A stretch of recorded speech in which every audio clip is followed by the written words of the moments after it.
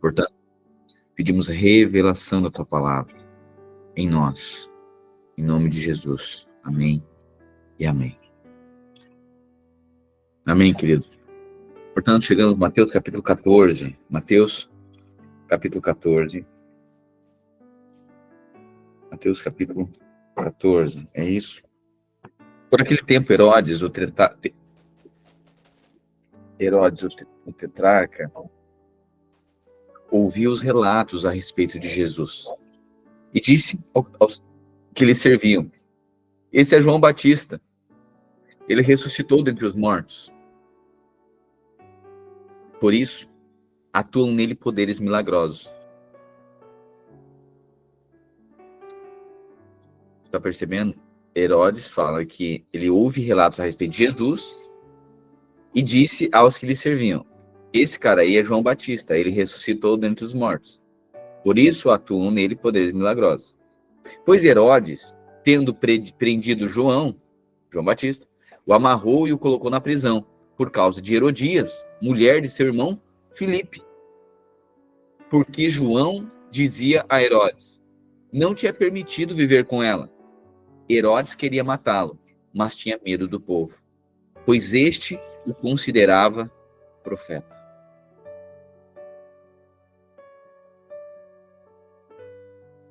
Herodes queria matá-lo, mas tinha medo do povo, pois este o considerava profeta. No aniversário de Herodes, a filha de Herodias dançou diante de todos e agradou tanto a Herodes. Agradou tanto a Herodes que ele prometeu sob juramento dar-lhe o que ela pedisse. Olha só, a filha de Herodias dançou diante de todos e agradou tanto Herodes que ele prometeu sob juramento dar-lhe o que ela pedisse. Então, peraí. Herodes fala a respeito de Jesus e diz que Jesus é o João Batista. Ó, esse aí é a reencarnação do profeta João Batista. Ou seja, se Herodes está falando que é reencarnação, Jesus é a reencarnação de João Batista, João Batista ressuscitou dos mortos, é porque João Batista morreu. Correto? Uma questão coerente, questão de coerência aqui. E ele está dizendo, olha, atuam poderes milagrosos nesse Jesus aí, porque ele é o espírito de João Batista nele, ele é a reencarnação de João Batista. Herodes está falando isso. Herodes prendeu João, amarrou e colocou na prisão. Por causa de quem? Por conta de Herodias, mulher de seu irmão Filipe. Porque João, olha só, mulher do seu irmão. Herodias era mulher do irmão. E João, o profeta, denunciava o erro de Herodes. João Batista dizia, não é permitido viver com ela. Ou seja, Herodes queria matar João, mas tinha medo do povo, por isso que não matou. Porque João era benquisto pelo povo, respeitado pelo povo. Ou seja, João Batista denunciou o erro de Herodes, e por conta disso, Herodes queria matá-lo.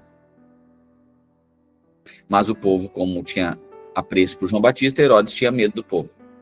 Pois bem, no aniversário de Herodes, estava fazendo uma festa, a filha de Herodias, ou seja, mulher de Herodes, começa a dançar. E aí, ele ficou tão seduzido por isso, por essa dança, pela menina, ela disse o seguinte, olha, pode me pedir o que tu quiser e eu vou te dar. Influenciada pela mãe, a guria, ela vai e diz o seguinte, olha, Herodes disse que eu posso pedir o que ele quiser, o que eu quiser, para ele vai me dar. Tá bom.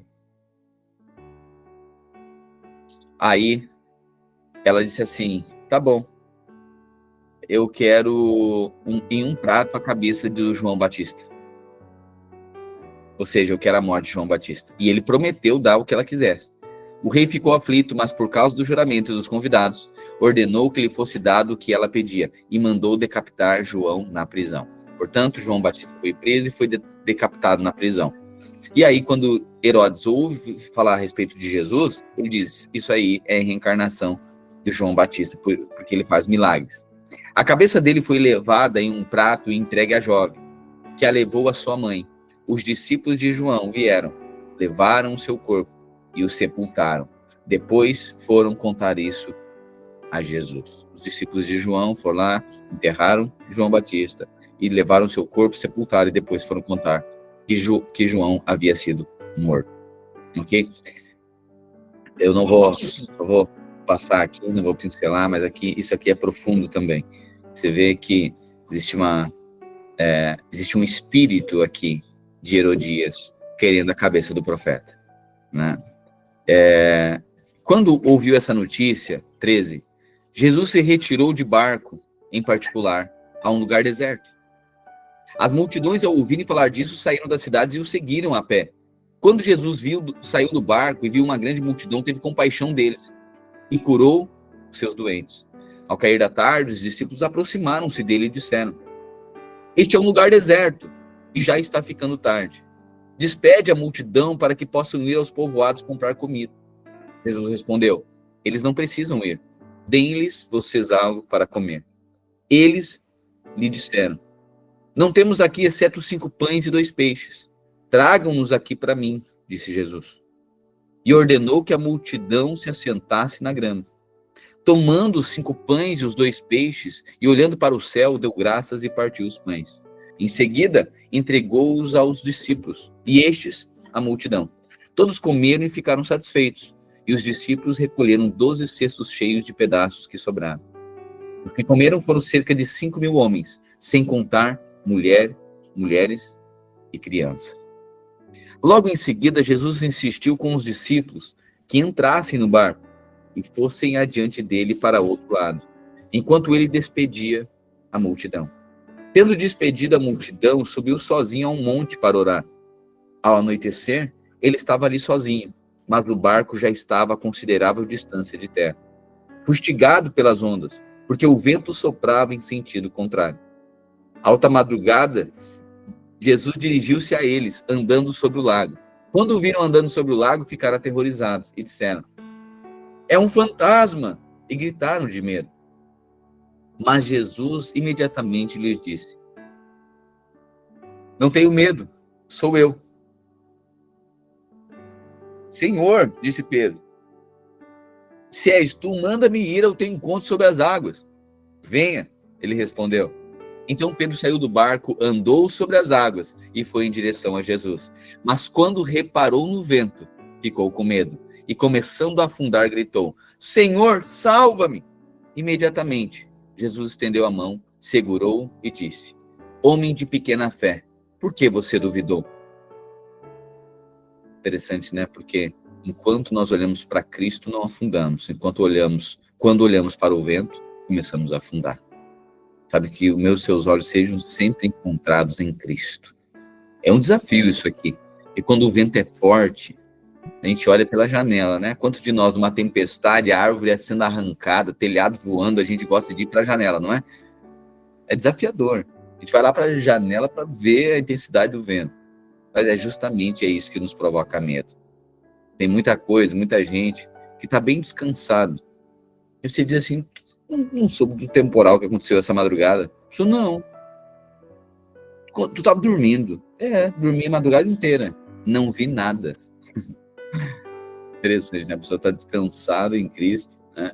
Eu fico incomodado às vezes com umas pessoas que, meu Deus do céu, você não... Meu Deus. A pessoa não... Tudo voando, as coisas caindo, a pessoa está lá dormindo. Pois é, mas talvez a pessoa esteja numa posição de descanso. E a gente quer que alguém veja o problema, né? E aqui, Pedro, né, diz: se és tu, mestre, diga para eu ir sobre as águas. Ele diz: venha. E ele começa a caminhar, enquanto está olhando para Cristo, e segundo a palavra de Cristo, é a palavra, né? Ele vai e se move segundo a palavra de Jesus. E aí, ele está caminhando sobre as águas. Sabe, você sempre vai caminhar sobre as águas, quando você confiar na palavra e olhar para Cristo. Confie na palavra de quem te chamou e olha para ele.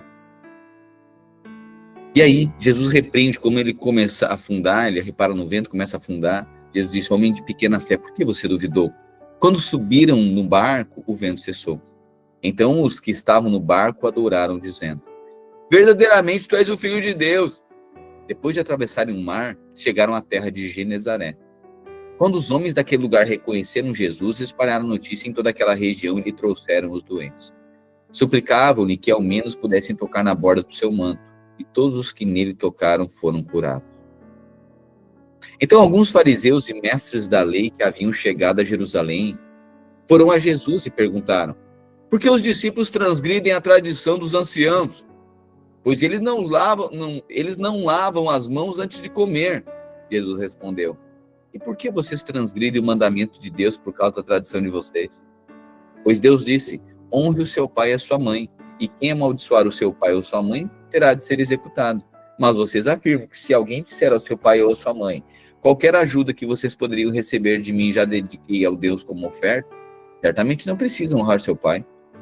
Assim vocês anulam a palavra de Deus por causa da tradição de vocês, hipócritas. Bem, profetizou Isaías acerca de vocês, dizendo: este povo me honra com os lábios, mas o seu coração está longe de mim. Em vão me adoram. Os seus ensinamentos não passam de mandamentos ensinados por homens. Jesus chamou para junto de si a multidão e disse: ouçam e entendam. Não é o que entra pela boca que torna um homem impuro, mas o que sai da sua boca. Isto sim o torna impuro. Então os discípulos se aproximaram dele e perguntaram: o Senhor sabe que os fariseus encontraram motivo de tropeço quando ouviram isso? Ele respondeu: toda planta que o meu Pai Celestial não plantou será arrancada pelas raízes. Deixem-nos, eles são os guias cegos. Se um cego guiar o outro, cairão ambos em um buraco.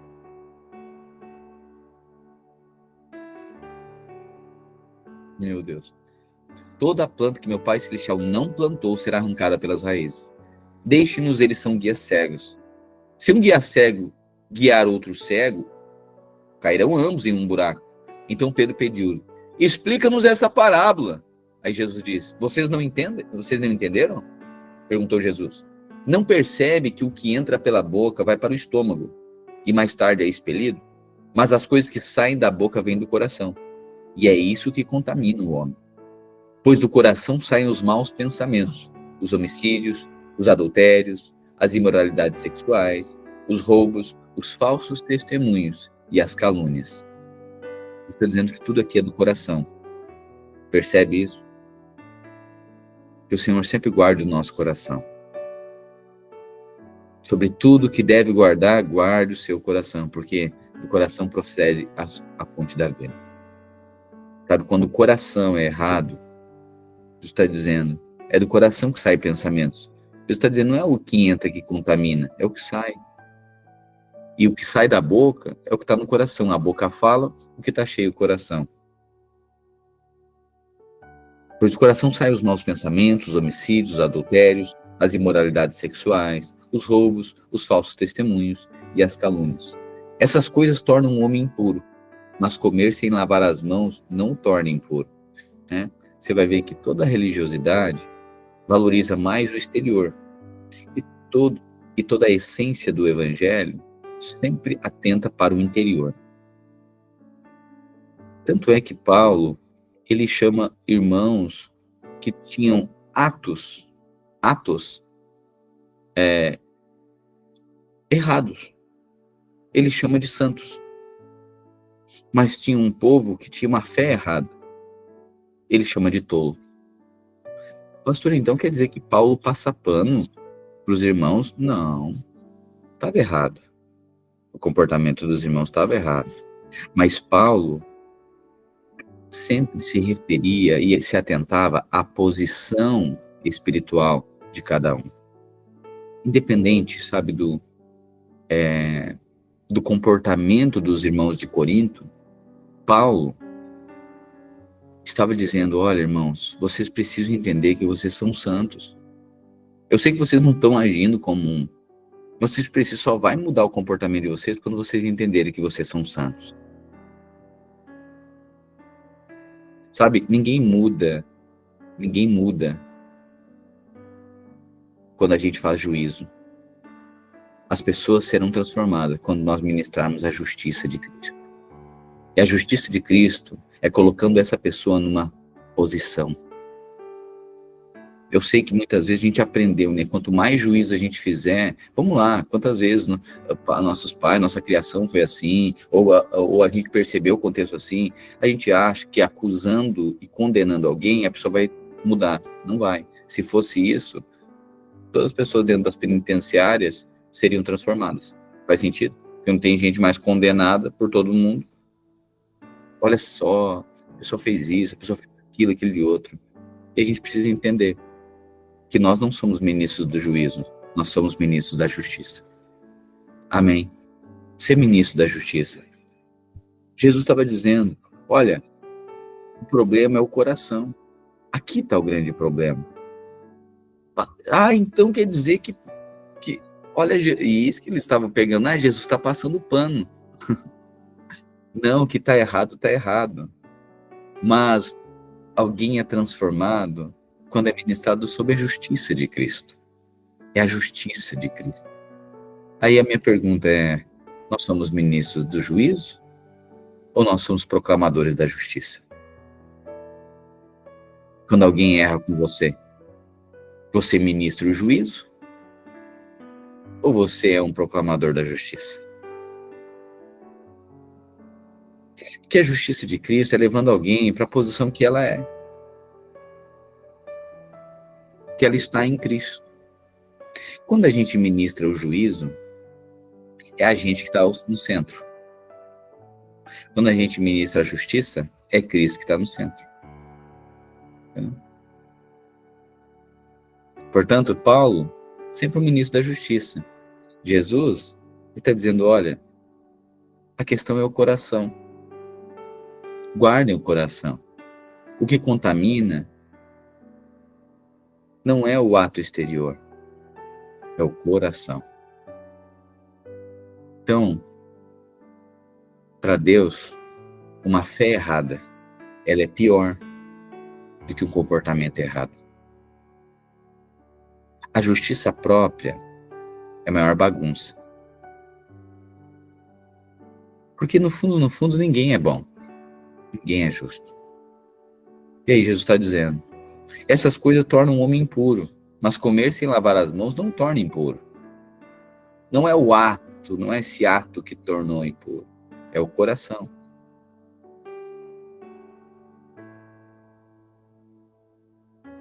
Por isso que o pecador religioso, ele é pior do que o pecador mau.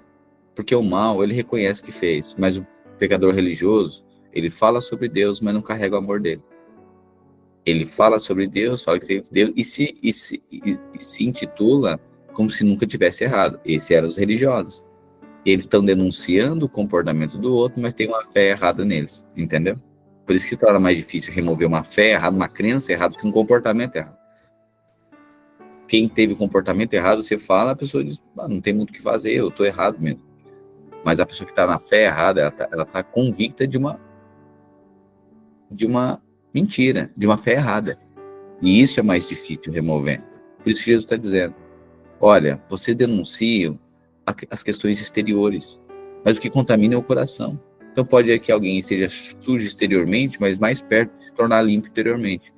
E tem gente que está perfeitamente limpo por fora, que acha que é puro, mas por dentro está impuro.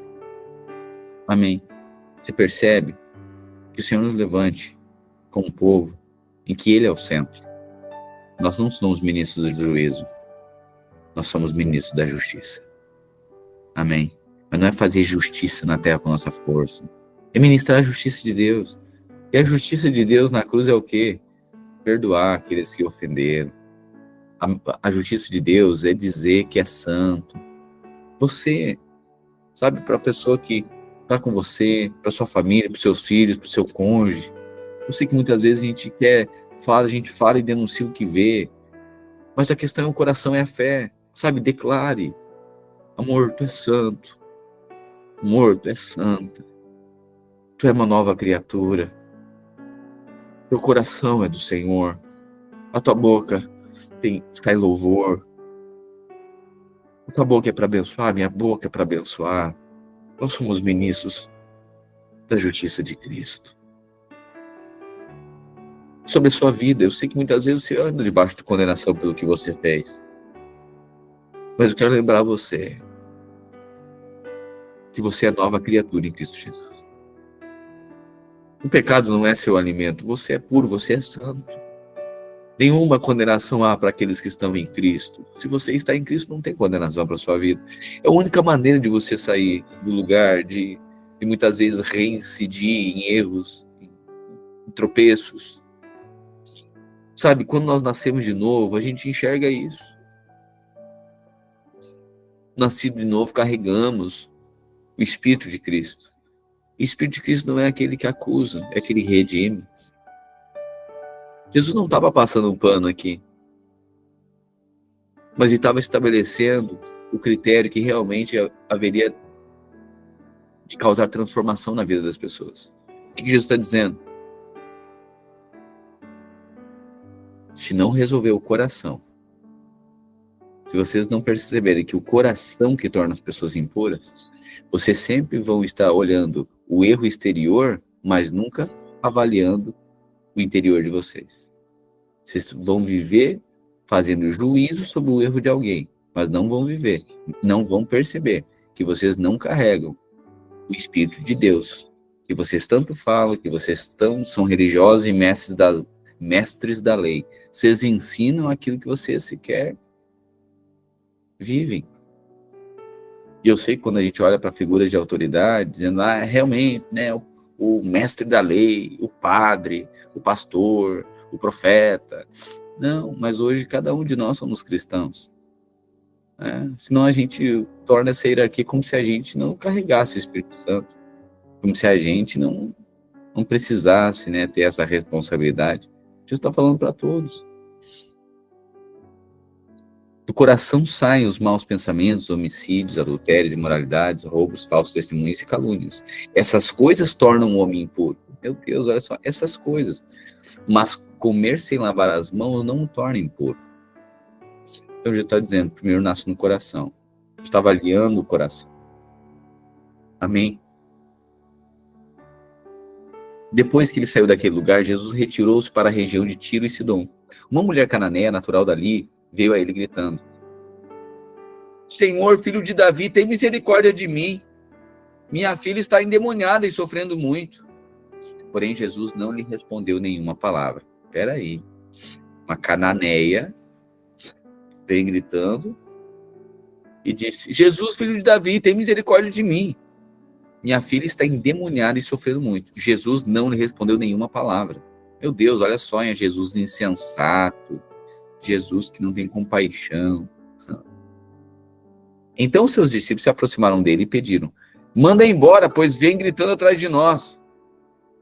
Ele respondeu: não fui enviado senão as ovelhas perdidas do povo de Israel.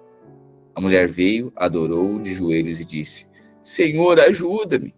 Ele respondeu: não é certo tirar o pão dos filhos e lançá-lo aos cachorrinhos. Que ele está falando que o pão dos filhos era quem? Era os judeus. Ela era cananeia, ela era misturada. Então quem tinha preferência? Os judeus. Ele diz: olha, não é certo tirar o pão dos filhos. Tem muita gente pedindo milagre aqui que são filhos. E agora, vocês são misturados. Interessante, né? Porque Jesus nunca teve problema em gerar ambiente de humilhação.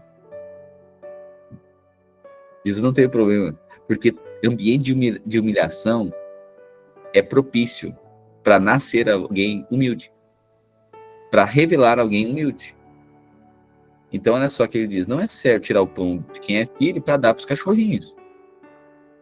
Ela, porém, disse: sim, Senhor, mas até os cachorrinhos comem das migalhas que caem da mesa dos seus donos. Meu Deus, olha a humildade dessa mulher. Interessante, porque ambiente de humilhação, a gente se ressente, né? Fui humilhado. Mas, na verdade, é uma oportunidade para a gente mostrar, revelar aquilo que está no nosso coração. Interessante, né? Porque imagino se falasse isso para um judeu, ele ia ficar muito incomodado. Mas como ela já sabe que não merece, ela sabe disso. Ela diz: oh Deus, oh Jesus, eu sei que eu não mereço, mas se tiver um pouco de graça para mim, umas migalhas, eu já me contento.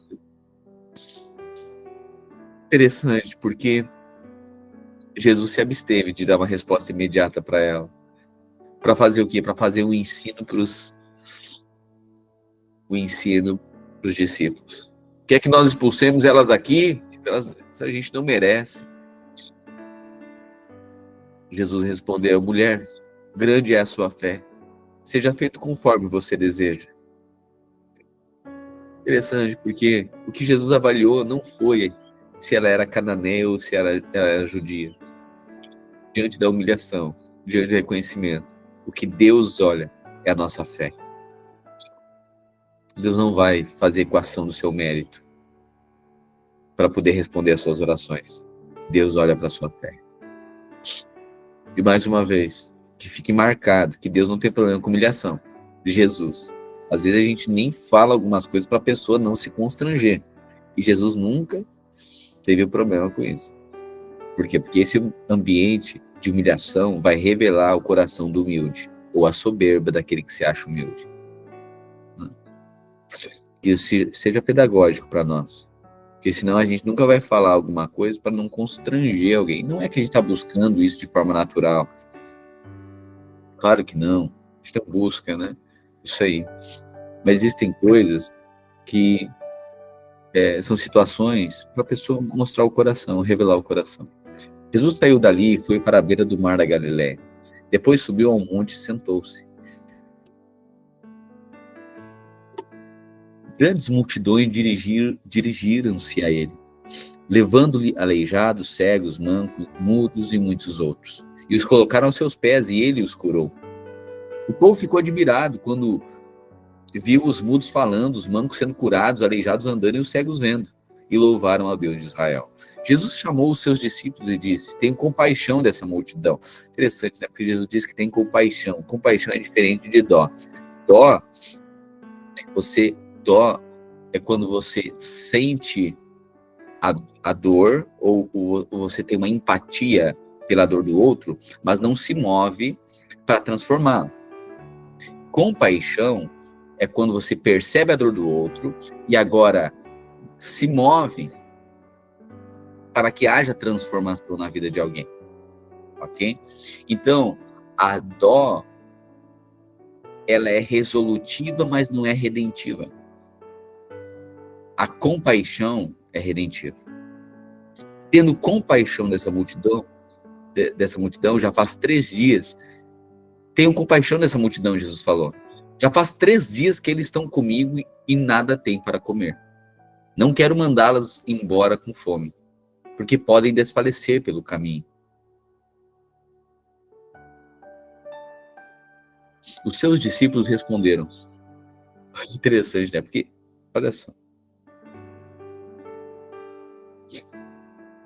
Jesus está explicando. Olha, essa gente toda está com fome, faz 3 dias que eles estão me ouvindo. Eu estou com paixão. Não quero mandá-los embora com fome. Os discípulos responderam: onde neste lugar deserto poderíamos conseguir pão suficiente para alimentar tanta gente?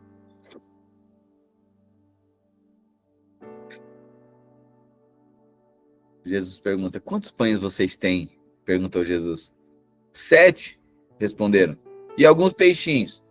Ele ordenou à multidão que se sentasse no chão, porque só é possível receber se tiver no descanso, tá vendo? Depois de pegar os 7 pães e os peixes e dar graças a Deus, primeiro, são 2 vezes, tá? Que Jesus alimenta a multidão, tem 5 pães e 2 peixinhos, depois 7 pães e 2 peixinhos, ok? Depois de pegar os 7 pães e os peixes e dar graças, partiu-os e entregou aos discípulos. E os discípulos à multidão. Todos comeram até ficarem satisfeitos e juntaram 7 cestos cheios de pedaços que sobraram. Os que comeram foram 4.000 homens, sem contar mulheres e crianças. Tendo despedido a multidão, Jesus entrou no barco e foi para a região de Magadã. Os fariseus e os saduceus aproximaram-se de Jesus e o puseram à prova, pedindo-lhe que lhe mostrasse um sinal do céu. Jesus disse à multidão: quando a tarde vem, vocês dizem: vai fazer bom tempo porque o céu está vermelho. E pela manhã: Hoje haverá tempestade, porque o céu está vermelho e nublado. Vocês sabem discernir o aspecto do céu, mas não sabem interpretar os sinais dos tempos. Uau! Eu estava falando dele, que ele era a promessa do fim dos tempos. Uma geração perversa e adúltera pede um sinal milagroso, mas nenhum sinal será dado, exceto o sinal de Jonas. Então Jesus os deixou e retirou-se.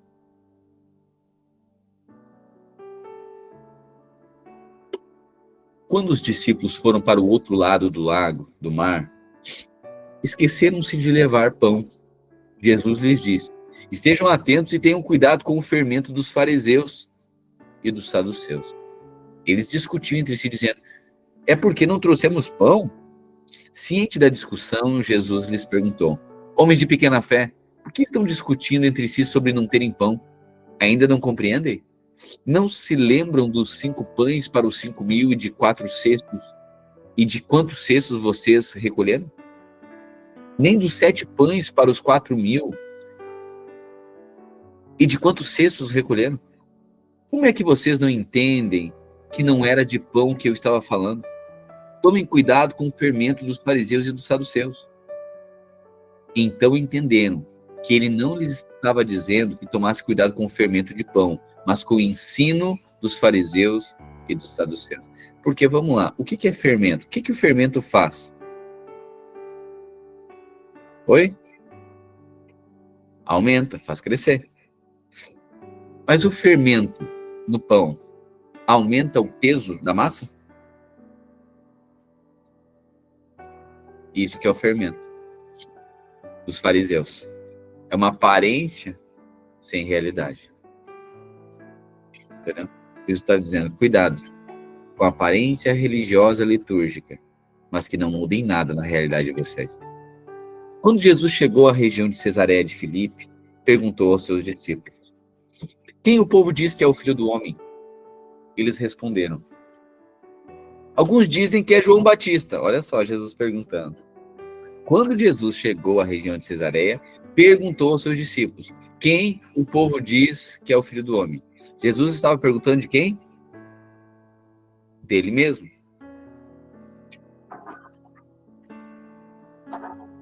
Quem o povo diz que é o Filho do Homem? Eles responderam: bom, alguns dizem que és João Batista. Outros dizem que tu és Elias. Ainda outros, Jeremias ou um dos profetas.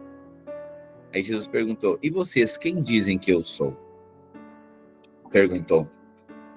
Interessante, né? Porque como é importante, né, o reconhecimento.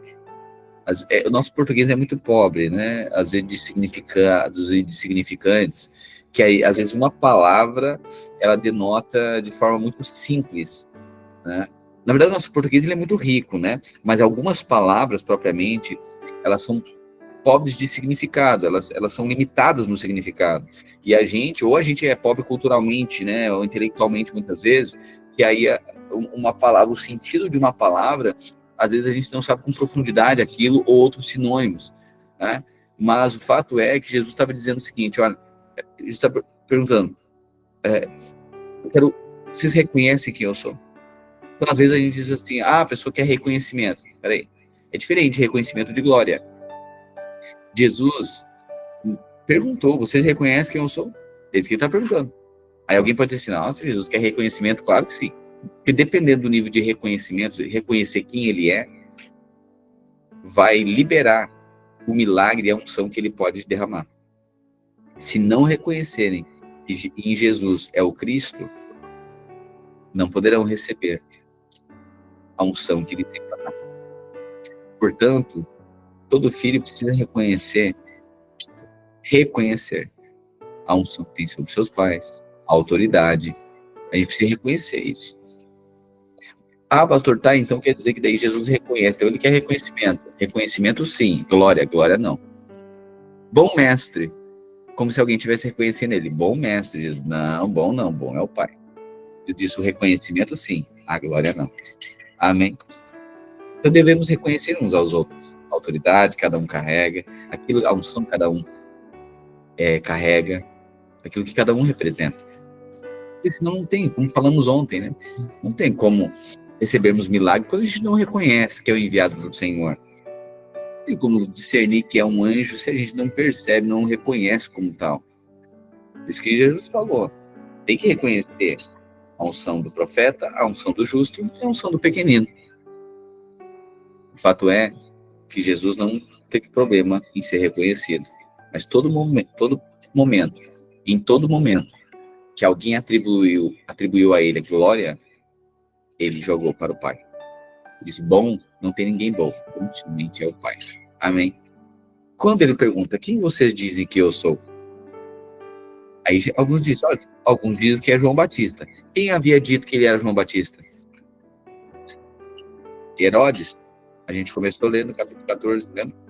Herodes disse, esse aí é a reencarnação do João Batista. Então, eles responderam, uns dizem que tu és João Batista, e outros dizem que tu és Elias, ainda outros, Jeremias, ou algum dos profetas. Aí Jesus pergunta, e vocês? Quem dizem que eu sou?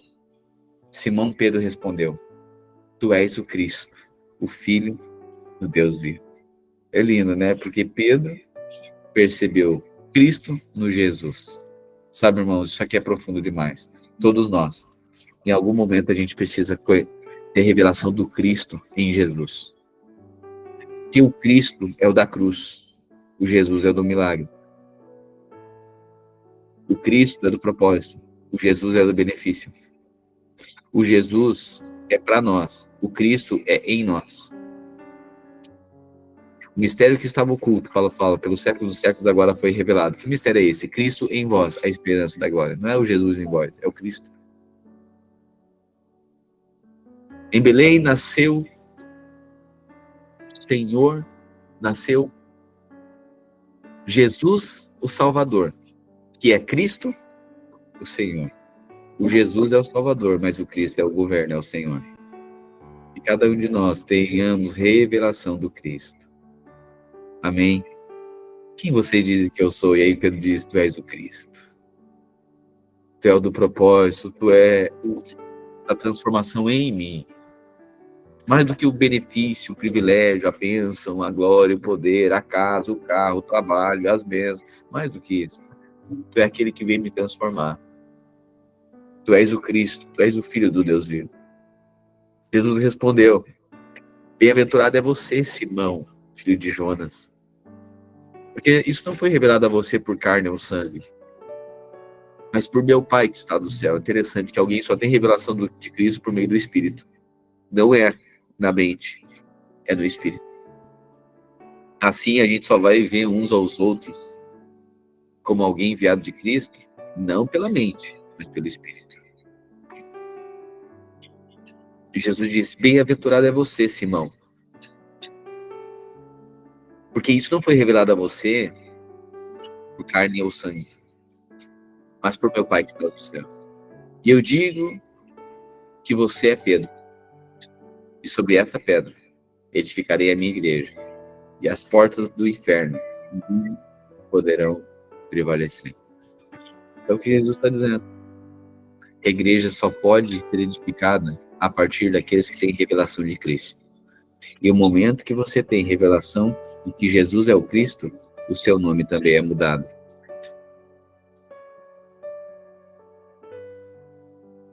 Quem vocês dizem que eu sou? Jesus? Tu não é só Jesus, tu és o Cristo. Pois é, se eu sou Jesus e agora sou o Cristo, se eu de Jesus, você entende que eu sou o Cristo? Tu de Simão, passa a ser Pedro. Se o meu nome mudou para você, o seu nome mudou para mim também. Quando você tem revelação de Cristo, o seu nome também é mudado. Aqueles que têm revelação. A igreja é edificada sobre essa pedra. Pedro significa pedra. Qual é a pedra? Pedra de revelação. Porque teve a pedra de Moisés, era letra, matava. Mas a pedra da revelação é a pedra da edificação. Se a pedra da lei condena, a pedra da revelação redime. Eis que tu és Pedro. E sobre essa pedra, essa revelação, edificarei a minha igreja. E uma igreja que é edificada através da revelação de quem é Cristo, as portas do inferno não podem prevalecer contra ela.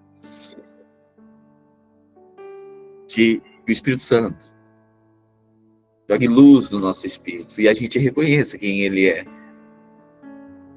E na nossa vida, ele é Jesus ou é o Cristo?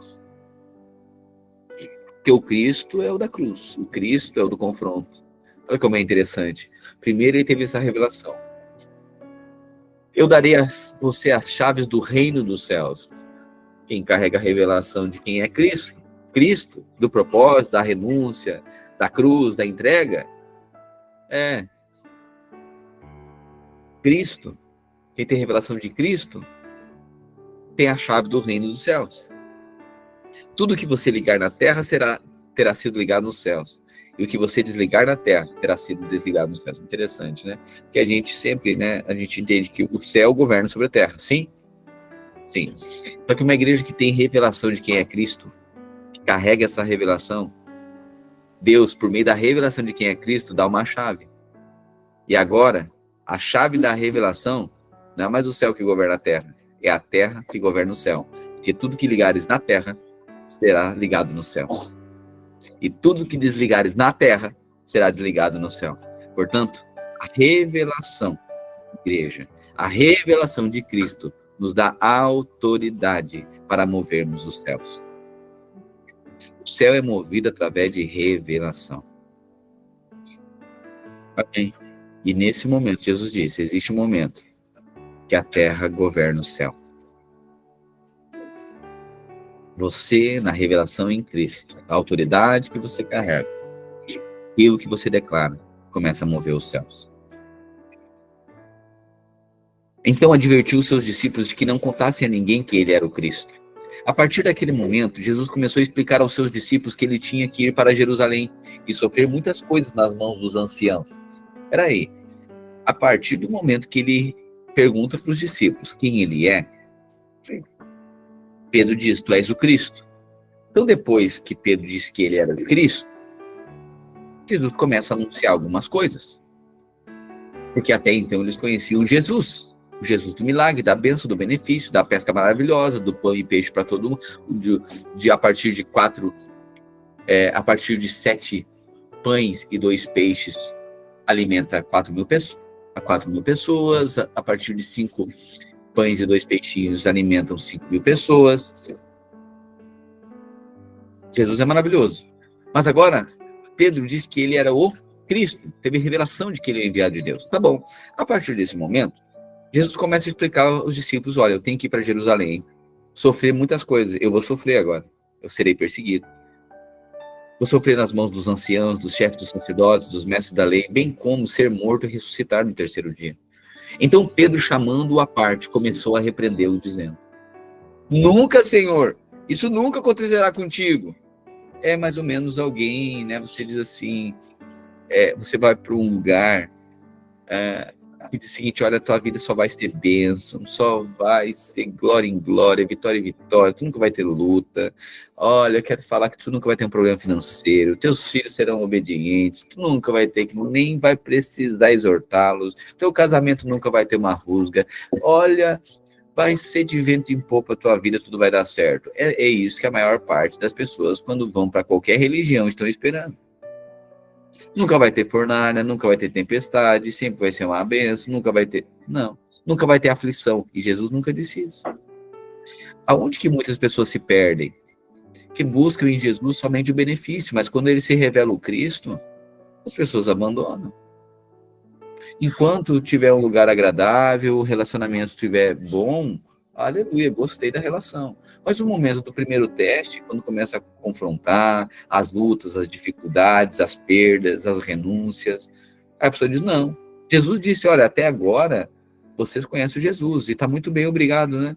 Só bênção, só milagre. Olha, Jesus, adoramos andar contigo. Tá bom.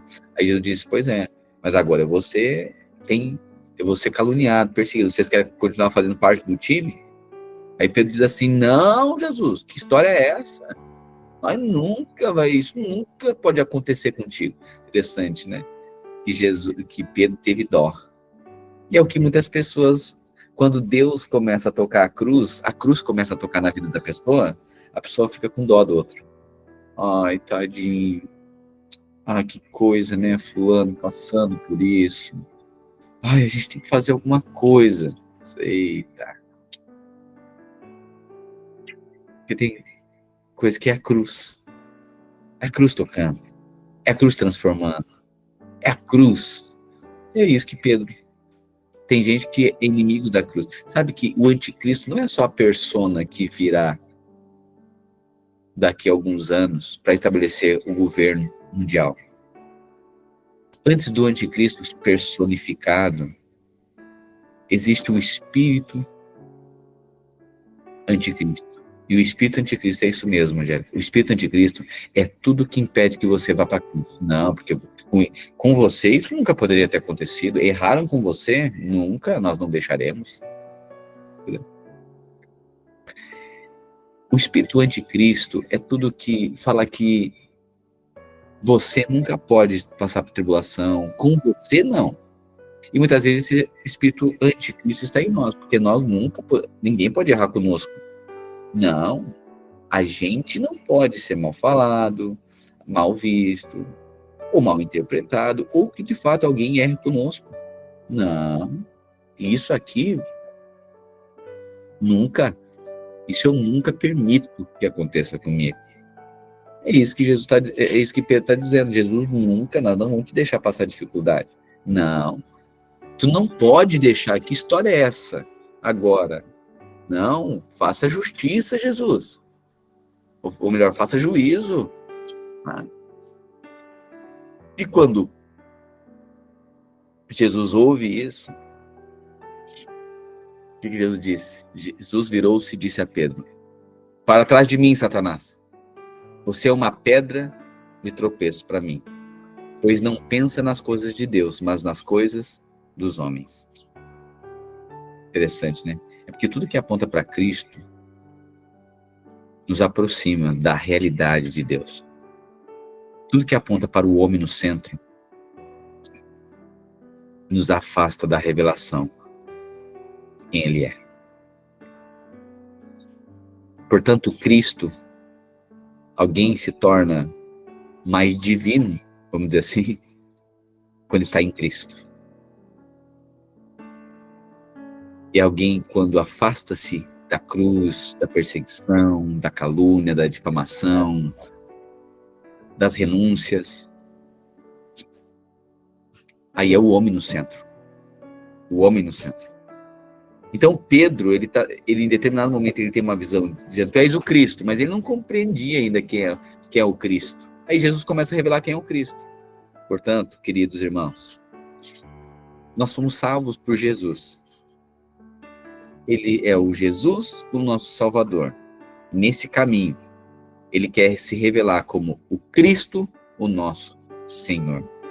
Bom, isso aqui, essa revelação, quando nós temos ela por meio do Espírito, a revelação por meio do Espírito, isso afeta a sua vida de uma maneira que transforma todos os seus dias.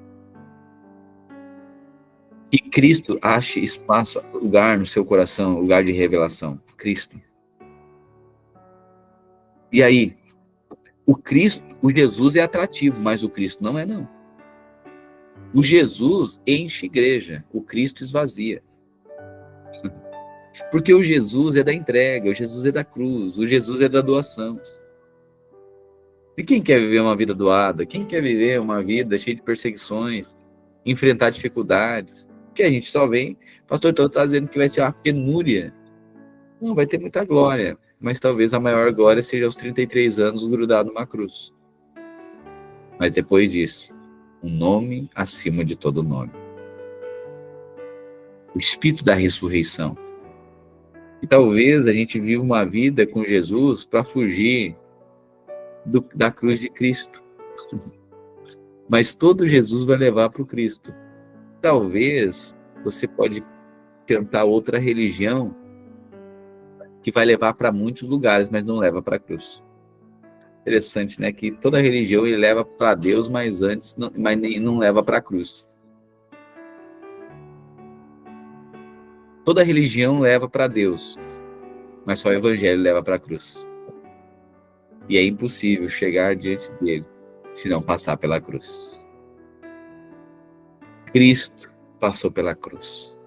nós precisamos passar pela cruz também. Não é para merecer alguma coisa de Deus, é para entender que se não for no Espírito da ressurreição, não é para recebermos algo de Deus, é para morrermos para nós mesmos. O Cristo nos afeta, o Cristo é o quê? É quando a gente está ressentido, daí tem que passar pela cruz. Para morrer o ressentimento e nascer o perdão. Quando a gente está magoado, quando a gente está sentindo injustiçado, tudo tem que passar pela cruz. Quando a gente está... É isso, morto não se ofende, né? Tudo tem que passar pela cruz. Se o nosso casamento não passar pela cruz, a gente vai viver o tempo inteiro esperando resposta de um lugar que nunca vai dar. Tudo precisa morrer na cruz. E tudo que morre na cruz ressuscita na cruz. Aí você tem um casamento agora renovado em Cristo. Aí começa a ser diferente. O normal é a gente esperar o outro dar a resposta para que a gente comece a responder. Mas a cruz é você se entrega, você renuncia. E agora Cristo devolve ressurreto. Amém. Uma igreja que tem revelação do Cristo, ela amadurece, ela cresce. Eu e você, a minha e a sua vida. Então Jesus agora está dizendo, interessante, né? Porque todo aquele que nega a cruz é anticristo. É um diabo. Eu sei que a gente personifica o diabo, o guampudo, o chifrudo, né? Sei. Mas Jesus está dizendo que o diabo ele não está aparecendo para Jesus ali, não está aparecendo para Jesus guampudo, chifrudo, está aparecendo através de uma pessoa que tem dó dele. Às vezes o diabo não vai aparecer para te assustar, vai aparecer para ter dó de você. Diante dos desafios, alguém com dó. Nossa, por que tu faz isso? Nossa, mas eu acho que não deveria passar por isso. Eu acho que tu deveria buscar os teus direitos. Eu acho que tu poderia reivindicar. Eu acho que tu poderia... Ué, para que tu vai para a cruz, Jesus?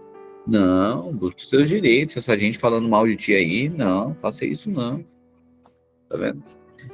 Não parece, já falamos sobre isso aqui, né? Parece que o diabo é mais a favor do que contra, né? Parece que Cristo, a cruz, Cristo é contra nós, olha só. Sim, contra a humanidade, contra o homem no centro, contra o 666, pelo homem para o homem, do homem pelo homem para o homem, né? Nós no centro. A pior praga é o homem no centro. Esse é o espírito anticristo. É quando Cristo não pode afetar, é quando a gente não pode sofrer alguma coisa, não pode ter não pode ter um arranhão.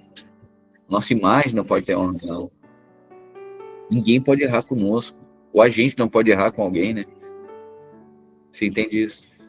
E aí fica só na contemplação de Jesus, só do benefício.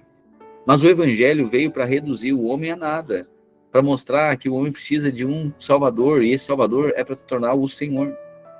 Engraçado, como o ladrão que desejava descer a cruz, Jesus... Engraçado, como o ladrão que desejava descer da cruz, Jesus nem respondeu a ele.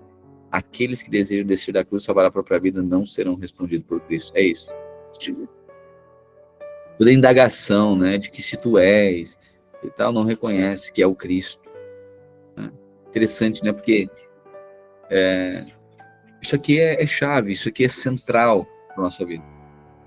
Né? Então, saiba que, às vezes, o diabo é aquele que está tendo dó de nós. Eu falo para você, no momento que nós estamos mais perto do diabo, é quando nós temos dó de nós mesmos. Olha o que fizeram comigo. Olha o que eu estou passando. Olha, essa situação não poderia ser assim. Né? Ok, porque a gente está no centro. Mas o evangelho se trata de nós irmos para a cruz. E para a cruz está perdoado. Ó Deus, perdoa-os que eles não sabem o que fazem. E mesmo que é injustiça, que é injusto, mas nossa justiça daí não está em nós, está em Cristo.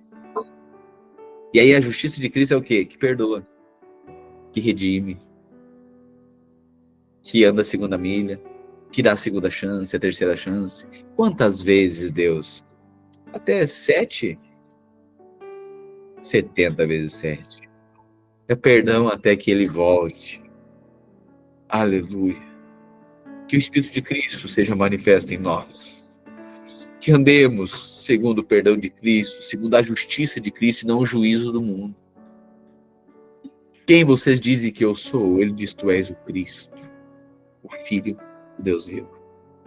Mas depois, quando Pedro ele diz para Jesus: olha, não, para a cruz tu não vai não. Ele diz: afasta-se de mim, Satanás. Já falamos sobre isso, né? Jesus repreende Pedro, que quer remover a cruz da vida dele. Mas Simão Sirineu, Jesus não repreendeu quando ajudou ele a carregar a cruz. Portanto, não seja aquele que remove a cruz da vida de alguém. Seja aquele que ajuda a carregar. E da sua vida, não permita, não caia no laço de Satanás, de entrar na autocomiseração e aí ouvir dó. Pessoas que têm dó de você. Não vai para esse lugar buscando que pessoas tenham dó de você. Isso aqui é um perigo. A dó que leva você para o centro, a dó que leva o homem para o centro, é um diabo. Mas a compaixão que leva você a Cristo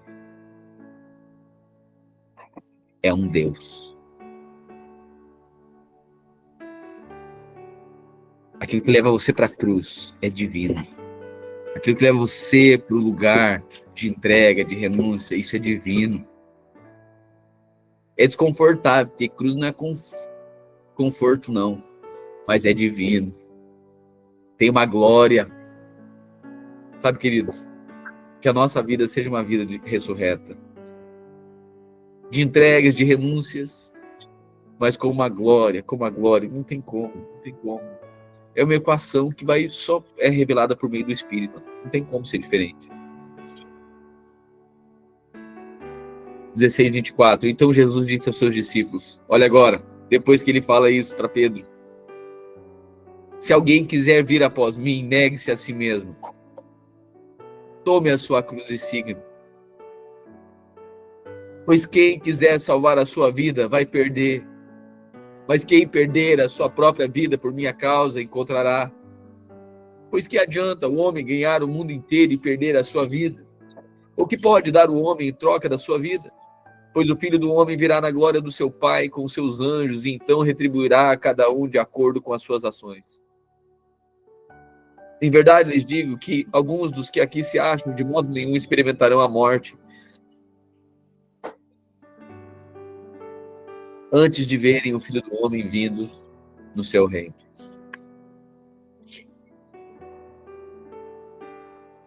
Paulo instrui Timóteo a permanecer pregando o Evangelho, ainda que seja injustiçado e perseguido, pois muitos vão negar a cruz, porém aqueles que permanecem, a graça de Deus é suficiente.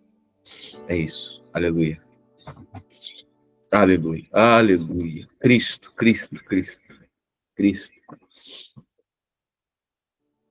6 dias depois, Jesus tomou consigo Pedro, Tiago e João, irmão de Tiago, e os levou em particular a um alto monte. 6 dias depois, Jesus leva Pedro, Tiago e João. Ali ele foi transfigurado diante deles. A sua face brilhou como o sol e as suas roupas se tornaram brancas como a luz. Naquele mesmo momento apareceram diante deles Moisés e Elias, conversando com Jesus. Algumas coisas importantes aqui. Pedro, Tiago e João. Você percebe que não são os 12 que vão para o Monte da Transfiguração? Por quê? Existem experiências que elas dependem da fé de cada um. Nem todo mundo está em todo o ambiente. Eu sei que a gente gosta muito da coisa que seja tudo muito generalizado, né? Mas então é diferente a maneira que Jesus tratou os 3 discípulos. Tem a panelinha dele. Alguém poderia pensar assim. É que é por fé. Não é o humanismo que rege Jesus. E tem coisa que não é para todo mundo, porque nem todo mundo tem maturidade e tem fé suficiente para aquilo. Você entende isso? Mas às vezes a gente fica incomodado. Não me convidaram. Imagina os discípulos: eu estou abandonando esse mestre, esse rabi. Afinal de contas, fiquei sabendo que ele fez uma reunião aí no Monte da Transfiguração e não me convidou. Eu quero saber o porquê que é assim, imagina. Interessante, né? Porque a gente não vê os discípulos brigando por conta disso. Porque eles sabem que eles não merecem. Então, no lugar que as pessoas sabem que não merecem, ninguém está requerendo mais ou menos. O que já recebeu já é o suficiente, porque não merecia. Mas o fato é que nem todos os lugares,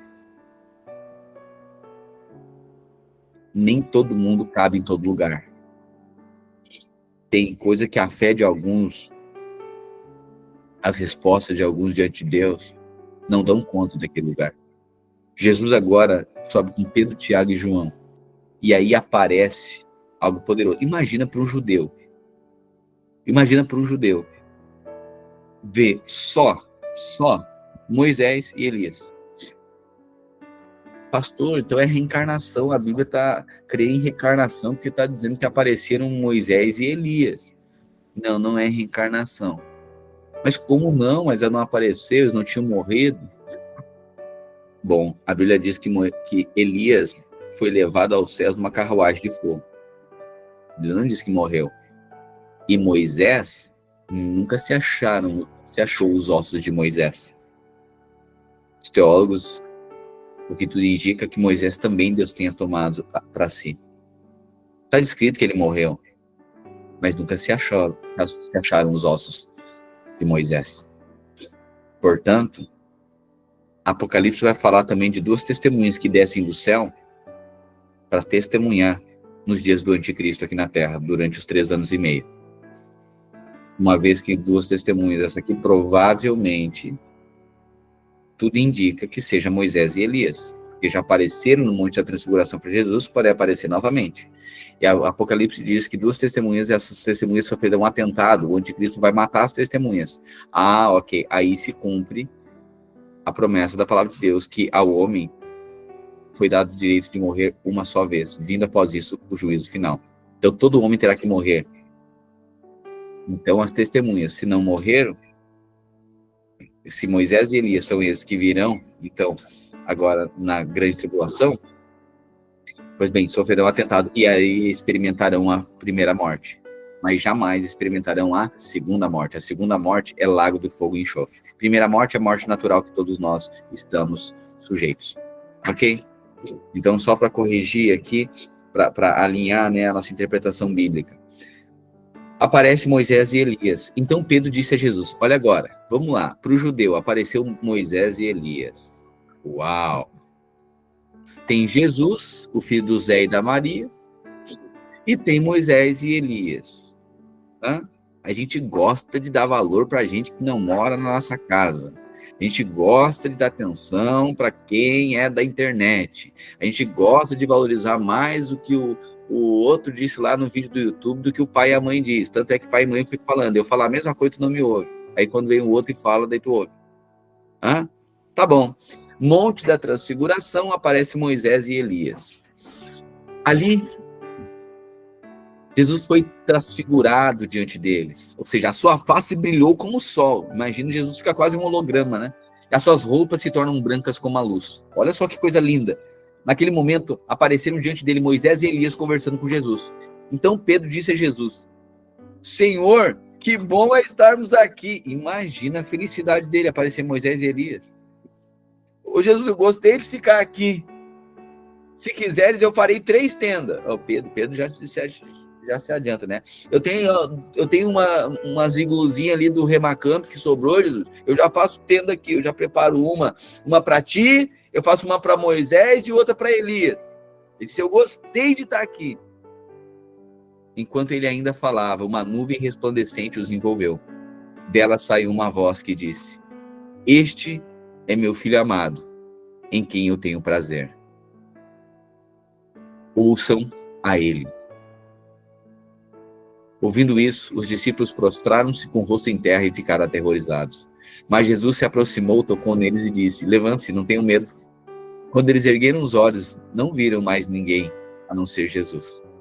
Enquanto desciam do monte, Jesus lhes ordenou, não contem a ninguém o que vocês viram, até o que o Filho do Homem tenha ressuscitado dentre os mortos. Vocês não contem a ninguém isso aqui que vocês viram, até depois que eu morrer e ressuscitar.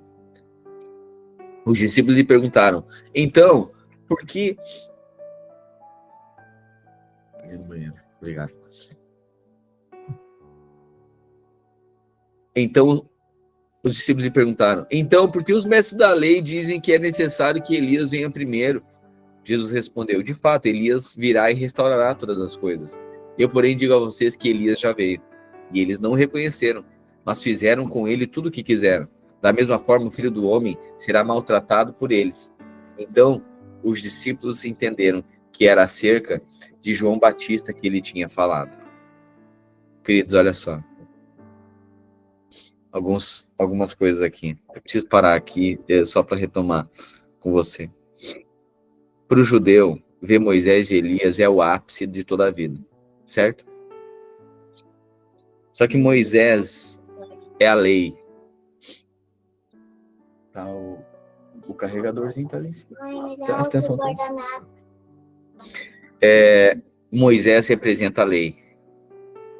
Elias, os profetas. 3 subiram no monte. Aparecem 3, Moisés, Elias e tá Jesus. Aí vem uma voz e disse, esse é meu filho amado. Tá falando de quem? De Elias? De Moisés? Eles estão no monte, né? Eles estão num lugar elevado, sim. Só que depois... E aí Pedro quer ficar lá no lugar elevado. Sim. Estabelecer a sua vida lá no momento da maior glória da vida, da maior conquista, momento da casa nova, do carro novo, momento do casamento, momento dos filhos, certo? No ápice, olha isso. No momento de glória, a gente quer ficar lá. Só que no momento mais sublime da vida, os céus emitem uma voz, dizendo, sabe quem que é importante? Não tire o foco daquilo que é mais importante. Moisés não é mais importante. Elias não é mais importante. Aqui no monte não é mais importante. Nem essa experiência para ficar aqui. Eu tive uma experiência com Deus. A pessoa fica ali sem ter responsabilidade sobre os irmãos. No momento mais alto e sublime da sua vida, na maior experiência que você teve, é para entender que Cristo é o centro. Este é meu filho amado. Quem que vocês vão ouvir? Ouçam a ele. E a experiência que você teve no monte é para que você possa descer e manifestar a glória que você recebeu lá. Não é para ficar no monte, não é para ficar na conquista, não é para ficar no benefício, é para pegar tudo isso e dizer, eu ouvi Cristo, ele é o centro. Por isso que quando Jesus desce, ele vai agora expulsar demônio de quem os seus discípulos não conseguiram expulsar. A maior experiência da sua vida é para que você entenda, para que você tenha a revelação de que Jesus é o centro. Não é a experiência mais poderosa, não é Moisés mais poderoso, nem Elias mais poderoso. É Cristo. É Cristo, ele é o centro, Cristo. A maior conquista da sua vida é só para entender que ele é a coisa mais importante do que a experiência, do que a conquista. Vamos lá, Cristo é mais importante que as nossas conquistas?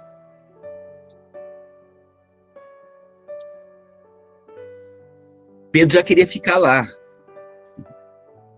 A gente já quer ficar com a lei, casar com a profecia. Às vezes, pastor, não, mas isso aí não tem, não tem.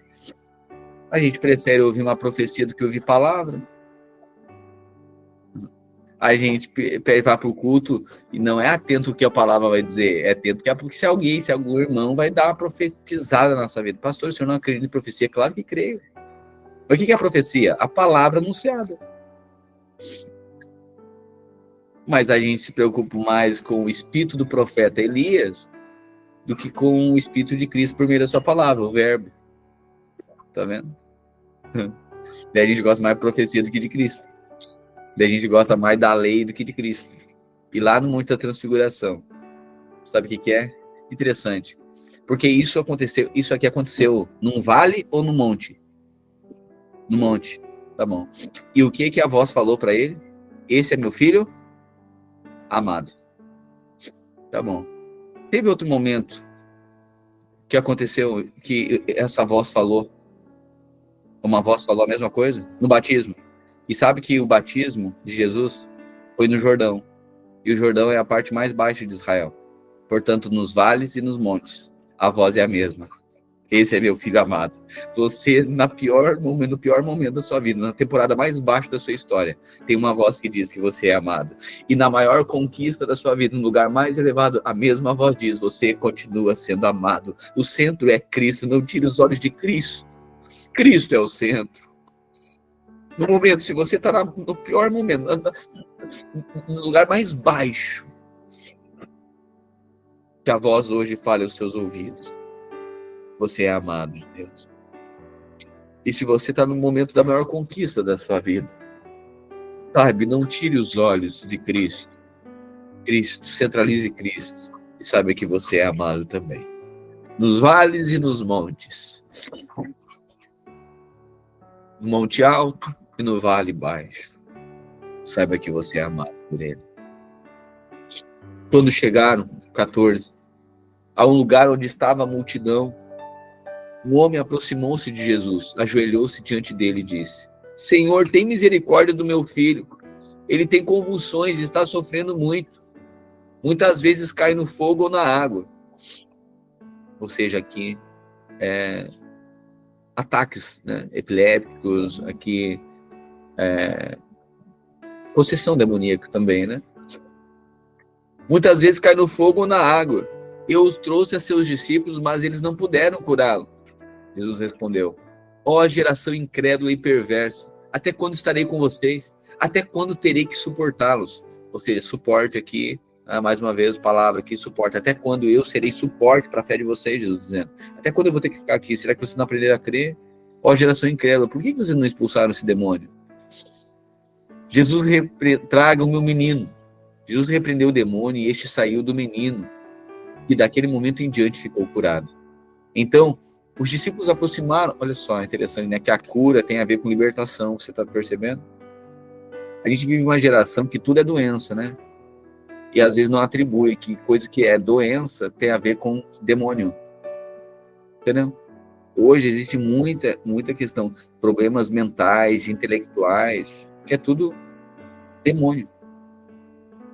O pastor está dizendo que então não tem implicações fisiológicas. Claro que tem. Claro que tem, mas tudo é espiritual para quem é espiritual. Por isso que nós precisamos declarar, crer no mundo espiritual. Não podemos tratar as coisas de forma natural, ok? Então isso não anula o medicamento. Isso não anula o medicamento. Mas também não se limita a ele, entendeu? Então, ao medicamento, ao tratamento, ao psicólogo, ok. Mas sabe que tudo isso é paliativo. Quem liberta e cura é Cristo. Ok? Então eu recomendo, sim, acompanhamento. Para pessoas que falam, não, vão lá, continua aqui tomando medicamento, mas vai declarando e vai diminuindo. Tem situações, precisa ser assim, processo de desintoxicação. Tem outros que têm uma fé que posiciona e amanhã já mudou todo o cenário. Bom, aí vai da fé de cada um. Né? O fato é que a libertação, Jesus libertou e esse menino agora foi curado. Então os discípulos aproximaram-se de Jesus em particular e perguntaram: por que não conseguimos expulsá-lo? Ele respondeu: porque a fé que vocês têm é pequena. Em verdade lhes digo, que se tiverem fé como um grão de mostarda, poderão dizer a este monte: vá daqui para lá, e ele irá, e nada será impossível para vocês. Reunindo-se eles na Galiléia, Jesus lhes disse: o Filho do Homem será entregue nas mãos dos homens. Eles o matarão, e no terceiro dia ressuscitará. E os discípulos ficaram tomados de tristeza. Olha que interessante, né? Jesus diz que a fé deles é pequena, mas diz que se for do tamanho de um grão de mostarda, já é necessário já é suficiente para mover montanhas. Tá, mas vamos lá, uma fé pequena e uma fé do tamanho de um grão de mostarda também é pequena. A questão, na realidade, não é a proporção, o tamanho da fé, é onde a fé está. Deus está dizendo, quanto que você crê? Ah, Deus, é só um pouquinho, já é suficiente para mover montanhas. Deus está dizendo, basta um pouquinho de fé. Se não houver incredulidade, um pouquinho de fé já é suficiente para vocês moverem montanha. Quando Jesus e os seus discípulos chegaram a Cafarnaum, os coletores do imposto de 2 dracmas vieram a Pedro e perguntaram: o mestre de vocês não paga o imposto do templo? Sim, paga, ele respondeu. Quando Pedro entrou na casa, Jesus foi o primeiro a falar, perguntando-lhe: o que você acha, Simão? De quem os reis da terra cobram tributos e impostos? Dos seus próprios filhos ou dos outros? Dos outros, respondeu Pedro. Jesus lhes disse: então os filhos estão isentos. Mas para não causarmos motivo de tropeço a eles, vá ao mar e jogue o anzol. Tire o primeiro peixe que você pegar, abra-lhe a boca e você encontrará uma moeda de 1 estádio. Pegue-a e a entregue-a a eles, para pagar o meu imposto e o seu. Amém. Naquele momento, os discípulos chegaram a Jesus e perguntaram: quem é maior no reino dos céus? Chamando uma criança, colocou-a no meio deles e disse: em verdade lhes digo que, a não ser que vocês mudem e se tornem como crianças, jamais entrarão no reino dos céus. Portanto, quem se faz humilde, olha só, quem se humilhar e se faz humilde como essa criança, é o maior no reino dos céus. Quem recebe uma dessas crianças em meu nome, recebe a mim. Mas se alguém induzir a pecar um desses pequeninos que creem em mim, seria melhor que ele amarrasse uma pedra de moinho no pescoço e se afogasse nas profundezas do mar. Ai do mundo, por causa das coisas que fazem o povo pecar. É inevitável que tais coisas aconteçam, mas ai daquele por meio de quem elas acontecem. Se a sua mão ou o seu pé induz a pecar, corte-o e jogue fora. É melhor entrar a vida mutilado ou aleijado de que, tendo as 2 mãos ou os 2 pés, ser lançado no fogo eterno. E se seu olho o induz a pecar, arranque-o e jogue-o fora. É melhor entrar na vida com um só olho do que, tendo os 2 olhos, ser lançado no fogo do inferno.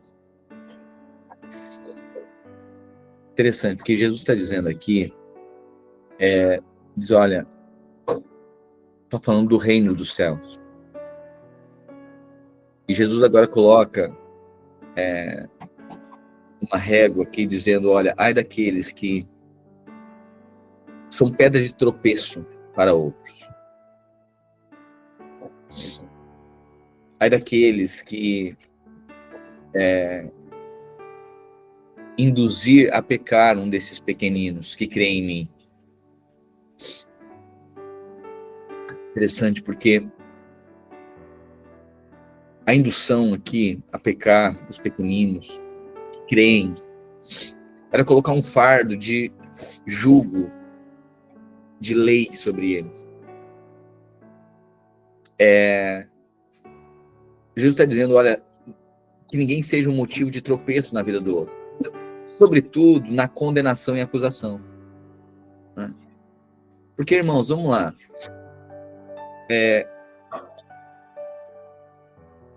Numa família, vamos pegar um contexto de uma família, aí na sua casa.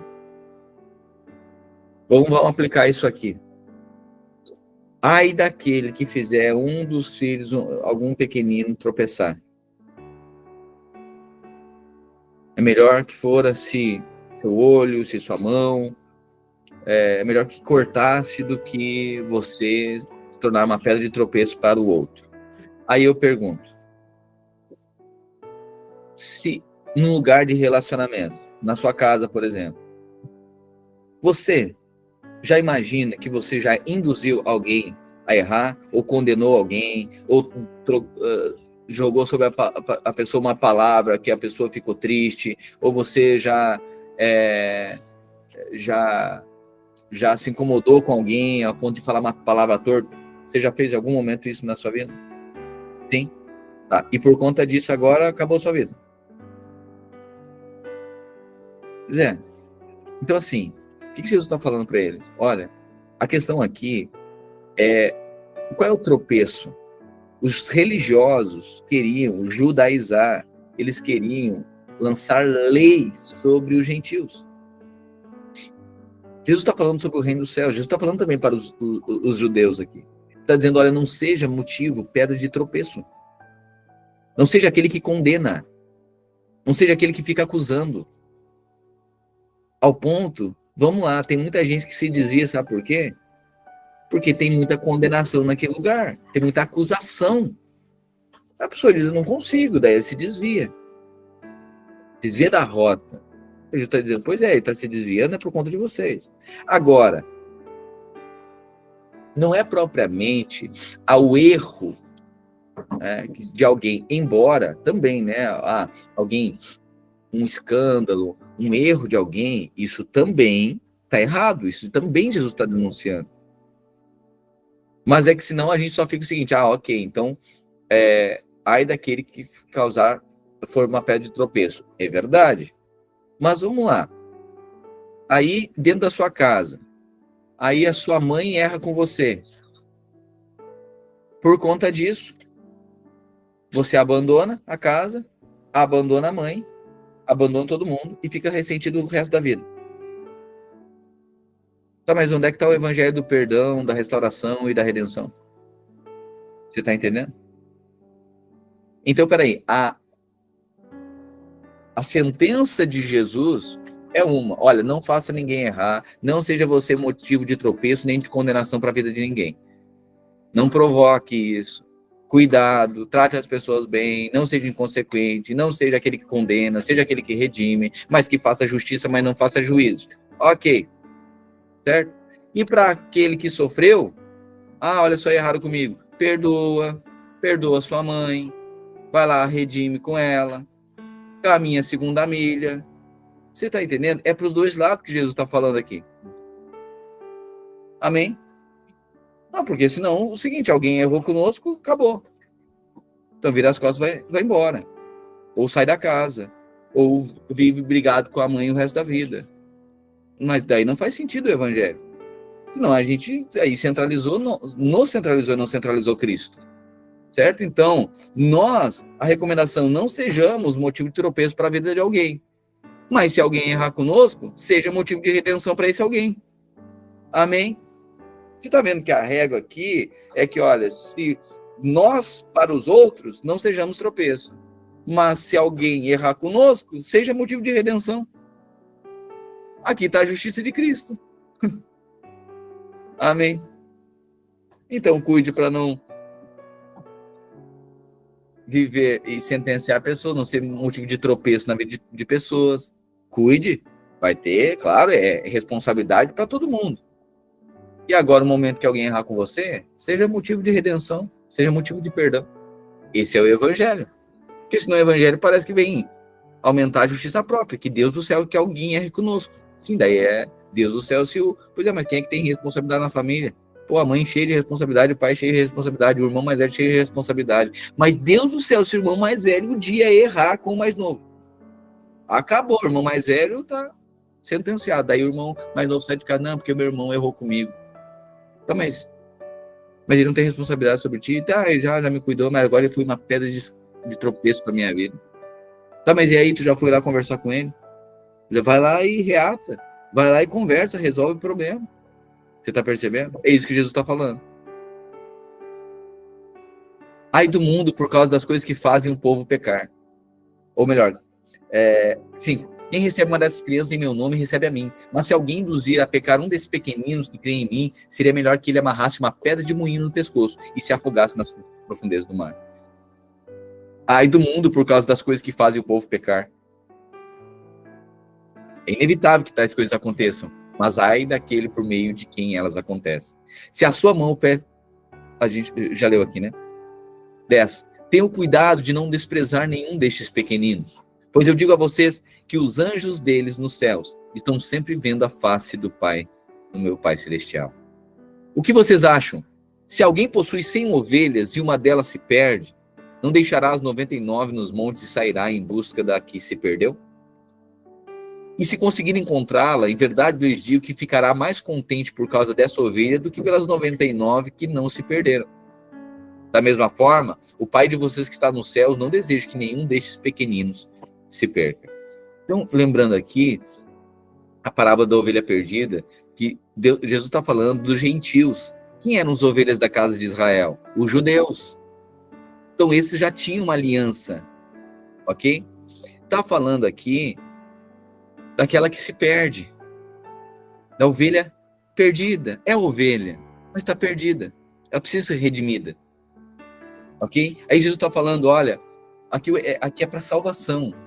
Né? Aqui é o pastor saindo à procura da ovelha que estava perdida. É Jesus vindo à terra atrás de toda a humanidade, das ovelhas perdidas da casa de Israel.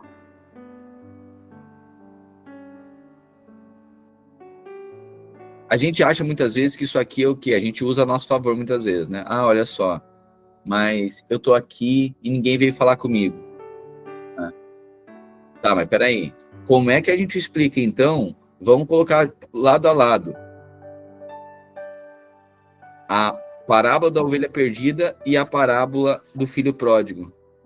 Então, se é a mesma coisa, se é sempre o pastor que tem que ir atrás da ovelha, então o pai tem que ir atrás do filho que saiu de casa. Como é que fica isso aqui? Porque a gente sempre está para o nosso benefício, né? Então vamos lá. Ai, olha só, saí e ninguém veio falar comigo. Ou aconteceu algo e ninguém veio falar comigo. Tá. Saí da vida da igreja e ninguém veio me procurar. Sim, mas quem é que saiu de casa? É porque filho tem que voltar.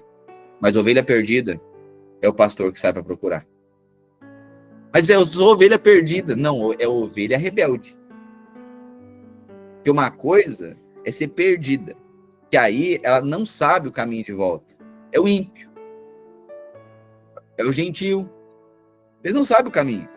Alguém tem que ir lá achar eles. Tem que ir lá convidar ele para levar no encontro. Tem que dar um caminho para ele. Que alegria é quando essa ovelha é encontrada. Certo? Mas quando é filho pródigo, que é o filho que conscientemente sai de casa, não é o pai que tem que sair correndo atrás dele. É ele que precisa voltar. Ok? Então a gente precisa, tá vendo? É porque senão a gente sempre usa para os nossos benefícios. Irmãos, sempre que a gente usar, tem teologia para tudo. Se a gente quiser olhar para o evangélico para ver os nossos benefícios. Tá bom, alguém errou, a gente está em determinado lugar, vamos lá. Tá aí na sua casa. Aí o filho pega e sai de casa. Briga com todo mundo e sai de casa. Aí ele lá na rua tá contando a história para outros. Ah, tô muito magoado com a minha família. Por quê? Ah, saí de casa e ninguém veio me procurar. Então é porque tu saiu? Não, é porque umas coisas que eu não gostei. Ah, e são eles que tem que ir atrás. Não, filho, tu é orgulhoso, tu tem casa, tu tem comida, tu tem teto, tu tem gente que te ama. É tu que precisa voltar. Quantas vezes a gente olha para morador de rua e a gente vai ver, tem dó deles, né? Às vezes tem ali alguém, só um filho rebelde ali. Não estou generalizando, tá? Mas tem muitos que tem lugar, tem família, mas não quer se submeter. Aí a gente tem dó de um orgulhoso. Ao invés que a gente teria que confrontar, volta para tua família, pede perdão para todo mundo que vai ter cuidado lá. Irmãos, eu e você somos seres espirituais. Discernir espírito das coisas. Amém. Interessante porque na sequência, olha o que Jesus fala. Ele está falando da ovelha perdida, né? Na sequência ele fala da ofensa dos irmãos. Se o irmão pecar contra você, o que é para fazer? Se o irmão pecar contra você, sai da igreja. Sai do GC. Fala mal.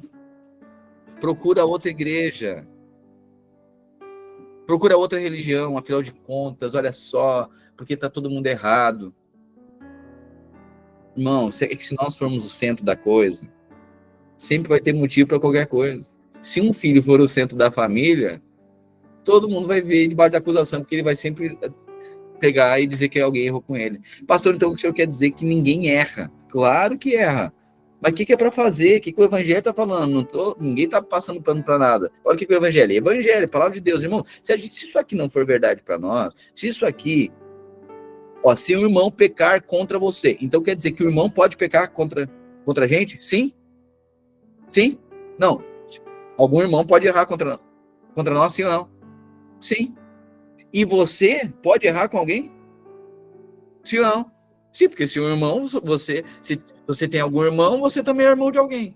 Então, às vezes alguém erra contra você e você erra contra alguém. Sim? Tá bom. Quando você errar com alguém, o que você precisa? Isso, precisa pedir perdão. Perdão. Quando você errar com alguém, você precisa de misericórdia, não é? Você errou, você precisa de misericórdia, correto? Aí você vai lá pedir misericórdia pro outro. Tá bom. E quando um irmão errar contra você, o que você precisa entregar? Juízo. Juízo.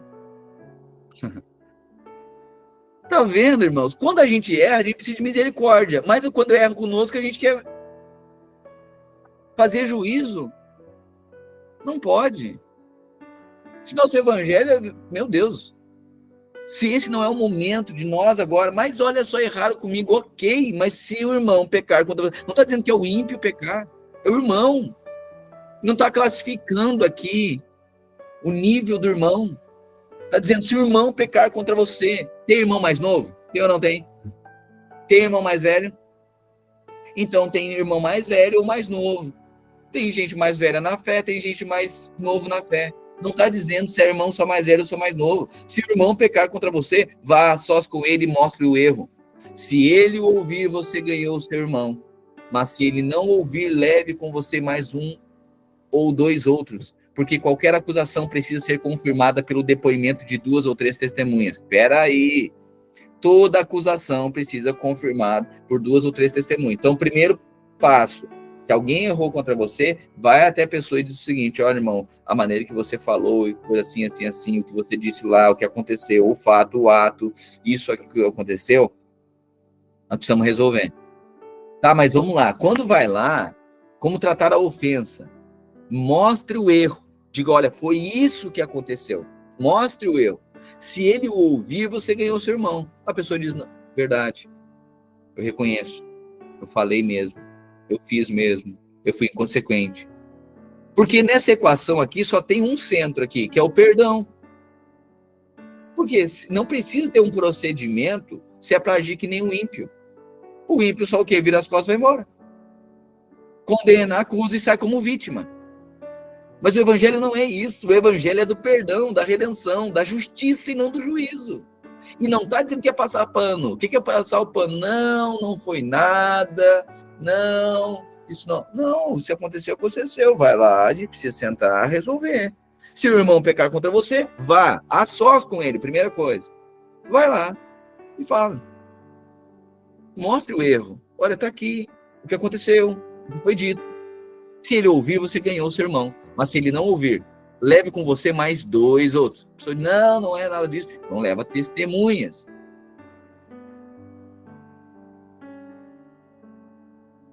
Porque qualquer acusação precisa ser confirmada pelo depoimento de 2 ou 3 testemunhas.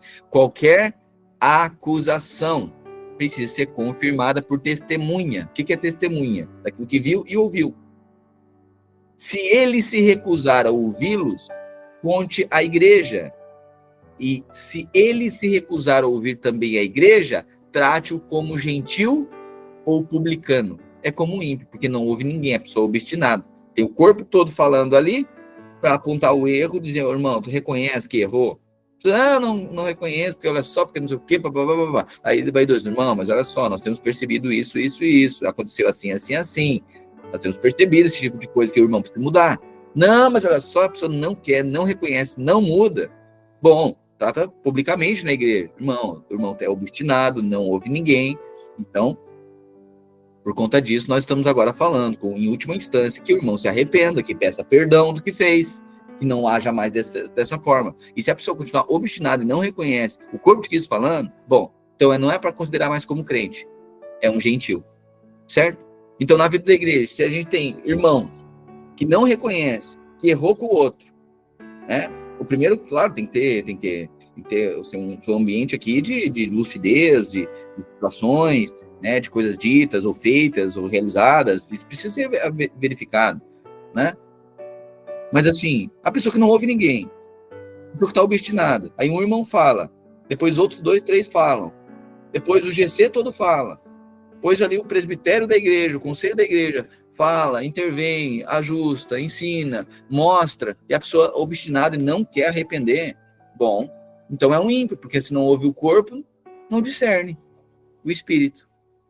Em verdade lhes digo que tudo que vocês ligarem na terra, mais uma vez, olha a concordância aqui, a unidade. Tudo que ligar na terra será ligado no céu, e tudo que vocês desligarem na terra terá sido desligado no céu. Então, mais uma vez, a concordância do corpo de Cristo está dizendo que é a terra governando o céu. Em verdade também lhes digo, se 2 de vocês concordarem na terra em qualquer assunto sobre qual pedirem, isso será feito a vocês por meu Pai, que está nos céus. Pois onde se reunirem 2 ou 3 em meu nome, ali estou no meio deles. Então Pedro aproximou-se de Jesus e perguntou, Senhor, quantas vezes deverei perdoar o meu irmão quando ele pecar contra mim? Até 7? Jesus respondeu, eu digo a você que não é até 7, Pedro, mas até 70 vezes 7. 70 vezes 7, 490. 490 foi o tempo que eles rejeitaram a lei, que eles andaram avessos às ordens de Deus, e Deus então leva 70 anos ele para o exílio. E Deus os perdoa. Para um judeu isso fazia sentido. Até quantas vezes, Pedro? Até quantas vezes Jesus deve perdoar? 7? Deus diz, não, Pedro.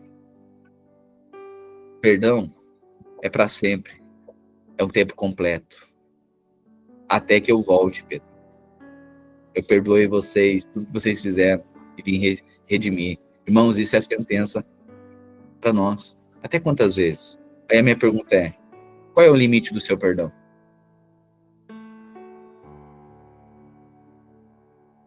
É a quantidade de vezes? Ou é a intensidade do erro? Ou é o nível do erro? Quantas vezes? Até 70 vezes 7? Por isso o reino dos céus é como um rei que deseja... Peraí, o reino dos céus, olha o que Jesus está falando, para nós finalizarmos aqui. Peraí, só. O reino dos céus é como um rei que desejava acertar contas com os seus servos. Está falando do reino. Quando começou o acerto, foi trazido à sua presença um que lhe devia 10.000 talentos. Está falando do reino dos céus, certo? E Jesus disse agora que o reino dos céus, Jesus está falando de perdão. Ok? Perdoa a ofensa do irmão. Perdoa. Isso que Jesus está falando. Até quando, Jesus? 7? Não 70 vezes 7. Perdoa sempre. Porque o reino dos céus, agora Jesus está falando do reino, Mateus está descrevendo o reino. Está falando de quem carrega o caráter do reino dos céus. O caráter de Cristo. O reino dos céus é como um rei que desejava acertar conta com seus servos. O rei quer acertar contas. Quando começou o acerto, foi trazido à sua presença um servo que devia ao rei 10.000 talentos. Como não tinha condições de pagar, o Senhor ordenou que ele, a sua mulher, os seus filhos e tudo que ele possuía fossem vendidos para pagar a dívida. O servo prostrou-se diante dele e implorou, tem paciência comigo, eu te pagarei. O senhor daquele servo teve compaixão dele, cancelou a dívida e o deixou ir. O senhor daquele servo teve compaixão dele, cancelou a dívida e o deixou ir. Certo? Então a gente usou talento aqui, mas vamos só colocar aqui em termos 10.000 reais, tá? O servo devia 10.000 reais, tinha dívida, foi até o senhor, ele disse o seguinte, tu vai vender a tua esposa, teus filhos, toda a tua família para me pagar. E aí ele disse, ô senhor, tenha compaixão de mim, tenha paciência. O senhor daquele servo teve compaixão, cancelou a dívida e deixou ir. Meu Deus, ele estava devendo. Isso aqui é misericórdia? Sim, muita misericórdia, né? Tá bom. Mas quando aquele servo saiu, encontrou um dos seus conservos que lhe devia 100 reais. O cara teve 10.000 perdoado. Quando ele está voltando para casa, ele encontra alguém que está devendo para ele. Ele o agarrou e começou a sufocar, dizendo, vai pagar o que está me devendo. Então o seu conservo caiu de joelhos e implorou-lhe, tenha paciência comigo, eu pagarei a você. Ele, porém, não quis. Antes saiu e mandou lançá-lo na prisão. O que ele fez? Condenou. não quis o pedido de perdão e condenou. Lançou e mandou lançar na prisão. Isso aqui é condenação, juízo. Ou seja, aquele que havia sido perdoado de uma grande dívida, diante do outro, ao invés de ele perdoar também, não, ele fez juízo. Tá bom? Antes saiu, mandou lançar na prisão até que pagasse a dívida. Quando os servos que eram companheiros dele viram o que havia acontecido,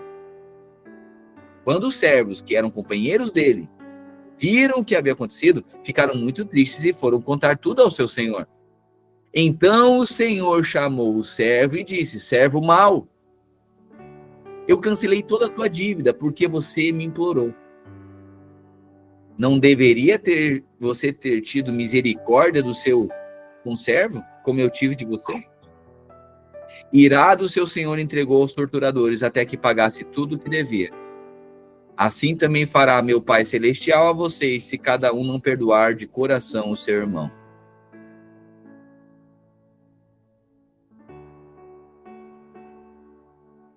Até aqui.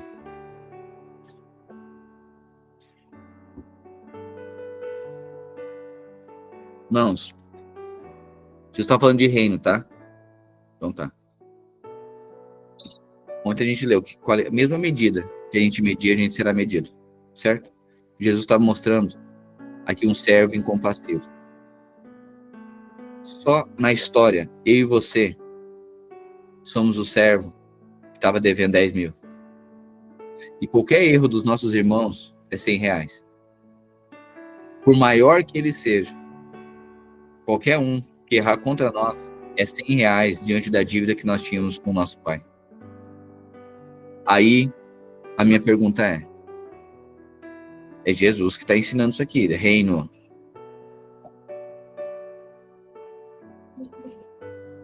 O que é perdoável?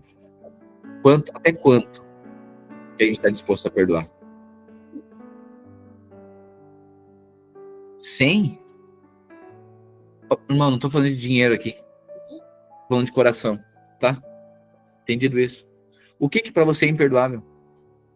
O que para nossa vida é imperdoável? O que o erro de alguém? O que? Foi uma ofensa? Foi uma palavra? Foi um ato? Foi uma sentença? Foi um desprezo? E aí Jesus está mostrando, o reino do céu será assim.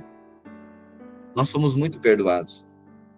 Ele nos perdoou. A nossa dívida. É só que muito rápido a gente esquece. O reino do céu, Jesus está dizendo o reino dos céus. O que ele está dizendo? Vai ficar de fora. Vai ficar de fora. Até que pague tudo. Ou seja, vai ter consequência. Por quê? Porque a graça que eu alcançou, quando vai retribuir, quando vai derramar essa graça, não tem graça. Irmãos, isso é cristianismo.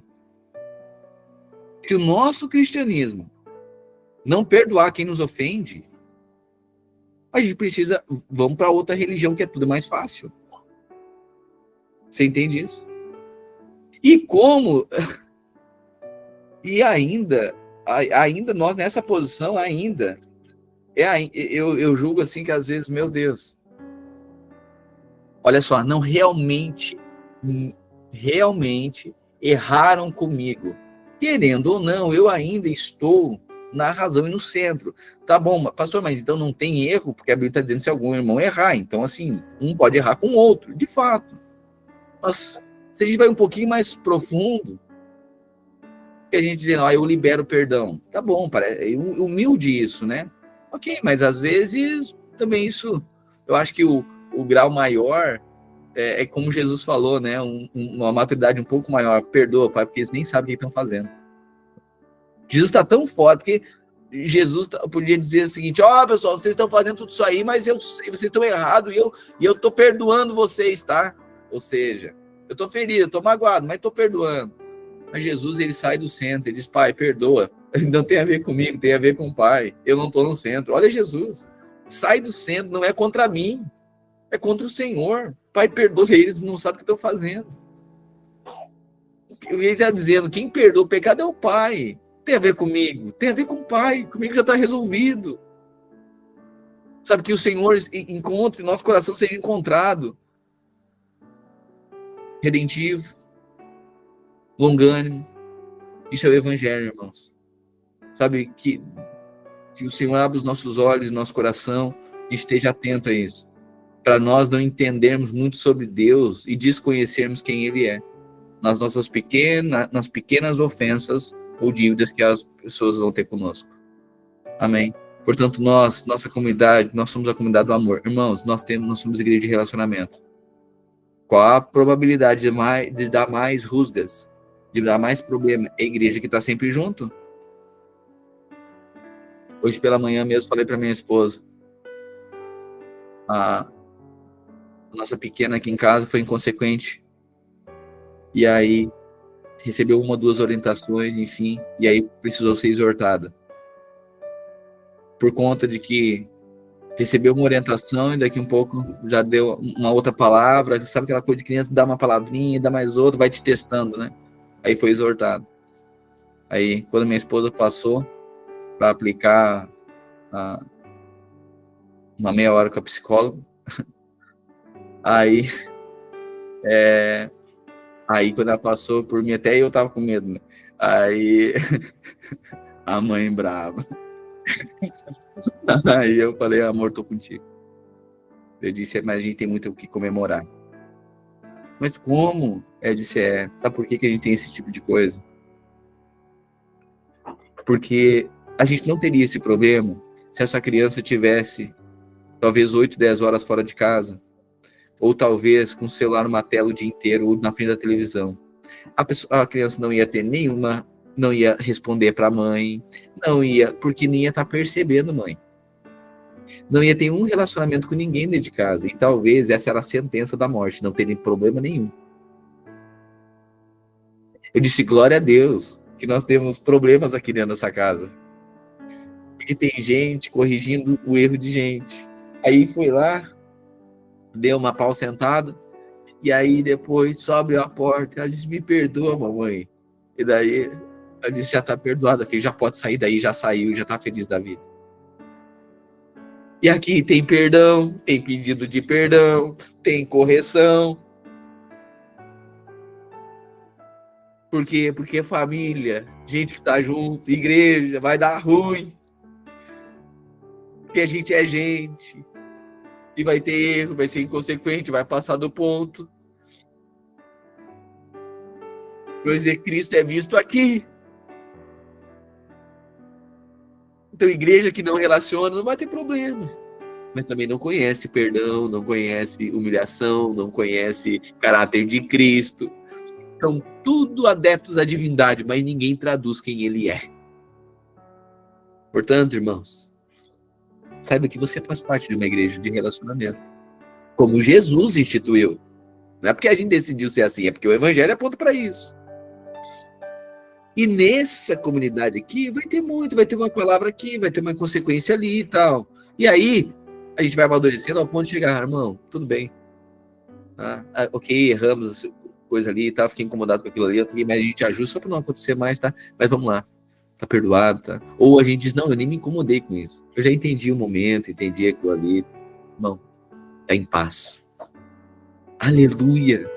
E aí a gente olha para o outro, que é gente, que é humano, que é irmão. E aí a gente lança misericórdia, graça, perdão. E no dia que nós errarmos, é isso que nós estamos precisando, né? E que nós encontremos a mesma graça, o mesmo favor, a mesma misericórdia, ou até maior do que aquela que nós entregamos quando alguém nos errou conosco. Ontem a pergunta final, e eu faço agora, finalizo aqui. Ontem a pergunta final é: se nós edificarmos alguma coisa no céu, ontem ou antes de ontem, se alguma coisa no céu, com nossa generosidade, o que dá para montar? E a minha pergunta hoje é: se nós precisarmos de perdão, de misericórdia, e usarmos os créditos daquilo que nós oferecemos como misericórdia, a gente recebe juízo imediato ou misericórdia para sempre? Se você usar tudo o que você já teve de misericórdia para com seu irmão, para com seus irmãos,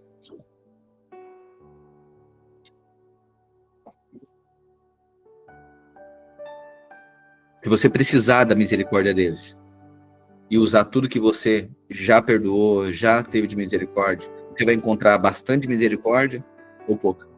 Você vai encontrar muito perdão ou pouco. Você vai encontrar muita paciência ou pouca tolerância. Jesus disse, está falando de reino, está falando de salvação. Você já está perdoado, você já está no céu, certo? Está falando de reino com a mesma medida. Que o nosso coração transborde misericórdia e amor.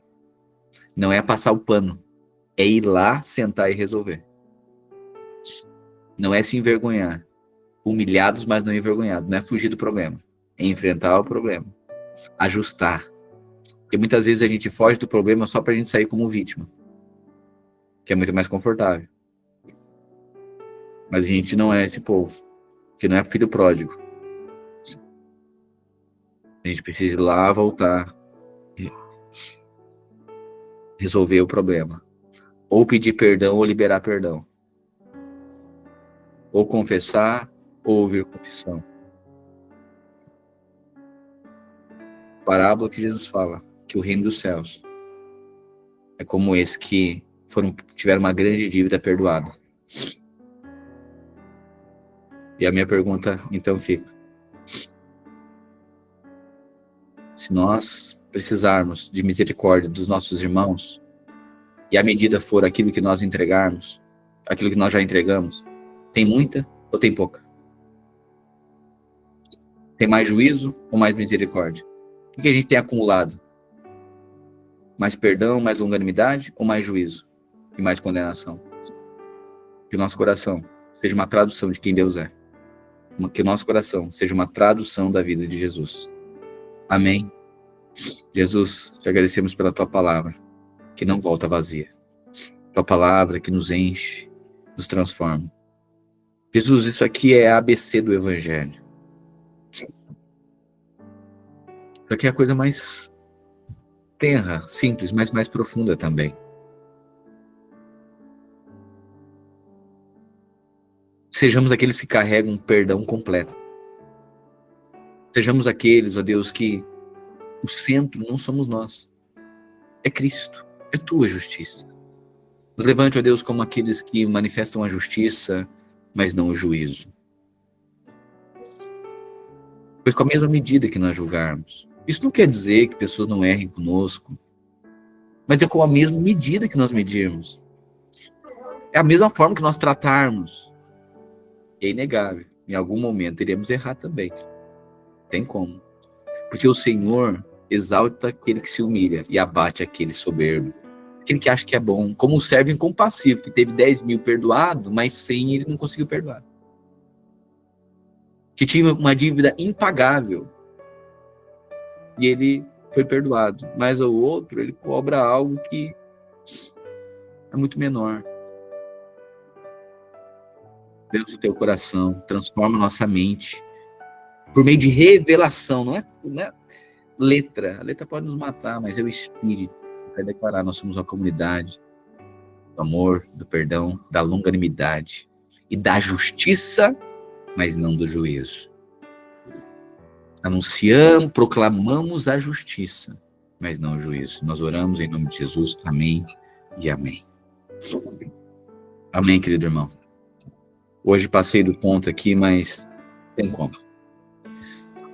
A gente vai adaptando aqui, tá? Os nossos dias aí. Duda, vamos organizar. Já coloca, acrescenta mais um dia no devocional, porque se a gente pode ficar sempre com um dia sobrando, não tem problema ficar um dia. E outra, né? A gente vamos adaptar aí.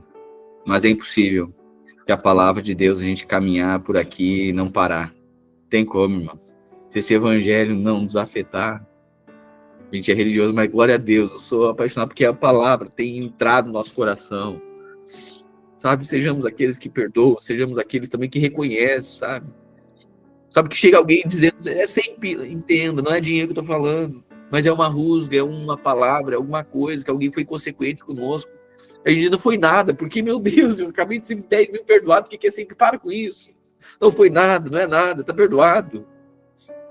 Meu Deus do céu. Esse evangelho seja traduzido na nossa vida, no nosso coração. E sempre quando houver uma manifestação, sabe? Acho lindo isso. O ladrão da cruz, meu Deus do céu, tudo errado. Mas ele só manifestou, Jesus, só lembra de mim. Ele não precisou fazer todo um pedido, mas, olha, Jesus, quero dizer que eu sou mesmo pecador, olha só tudo que eu fiz para ti, porque eu não mereço nada, e tu é o cara. Não, ele só diz assim, lembra-te de mim. Ele só manifesta, e Jesus é rápido em perdoar. Como é lindo, né? O cara de Jesus é rápido em perdoar. Ou não precisa ter um discurso de 2 horas, arrepender-se, revirar na lama, que eu sou uma miséria mesmo, porque tu mesmo é a coisa mais supra-sumo do universo. Que olha o que eu fiz contigo, tu sendo tão uma pessoa maravilhosa, e olha eu, sendo um mero irmão mortal, acabei falando isso de ti. Ah, meu Deus, sou disso. E tem o coração de Cristo, basta um sussurro do outro, ele já perdoa. É preciso reconhecer, sim. É preciso se humilhar, assim. Mas sabe que sejamos encontrados com o coração de Jesus. Amém. Uma boa tarde para você, um bom trabalho para você. Nos encontramos amanhã aqui, devocional Verbo do Alfa ao Ômega.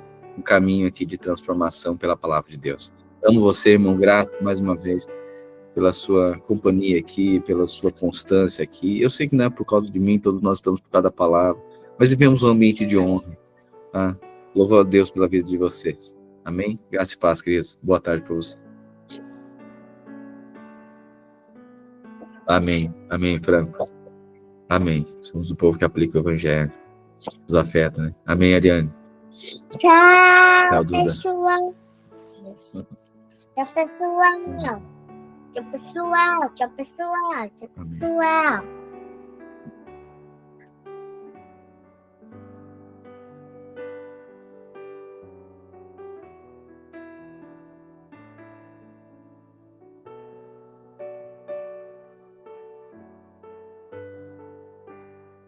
Grato pela sua vida, pastor.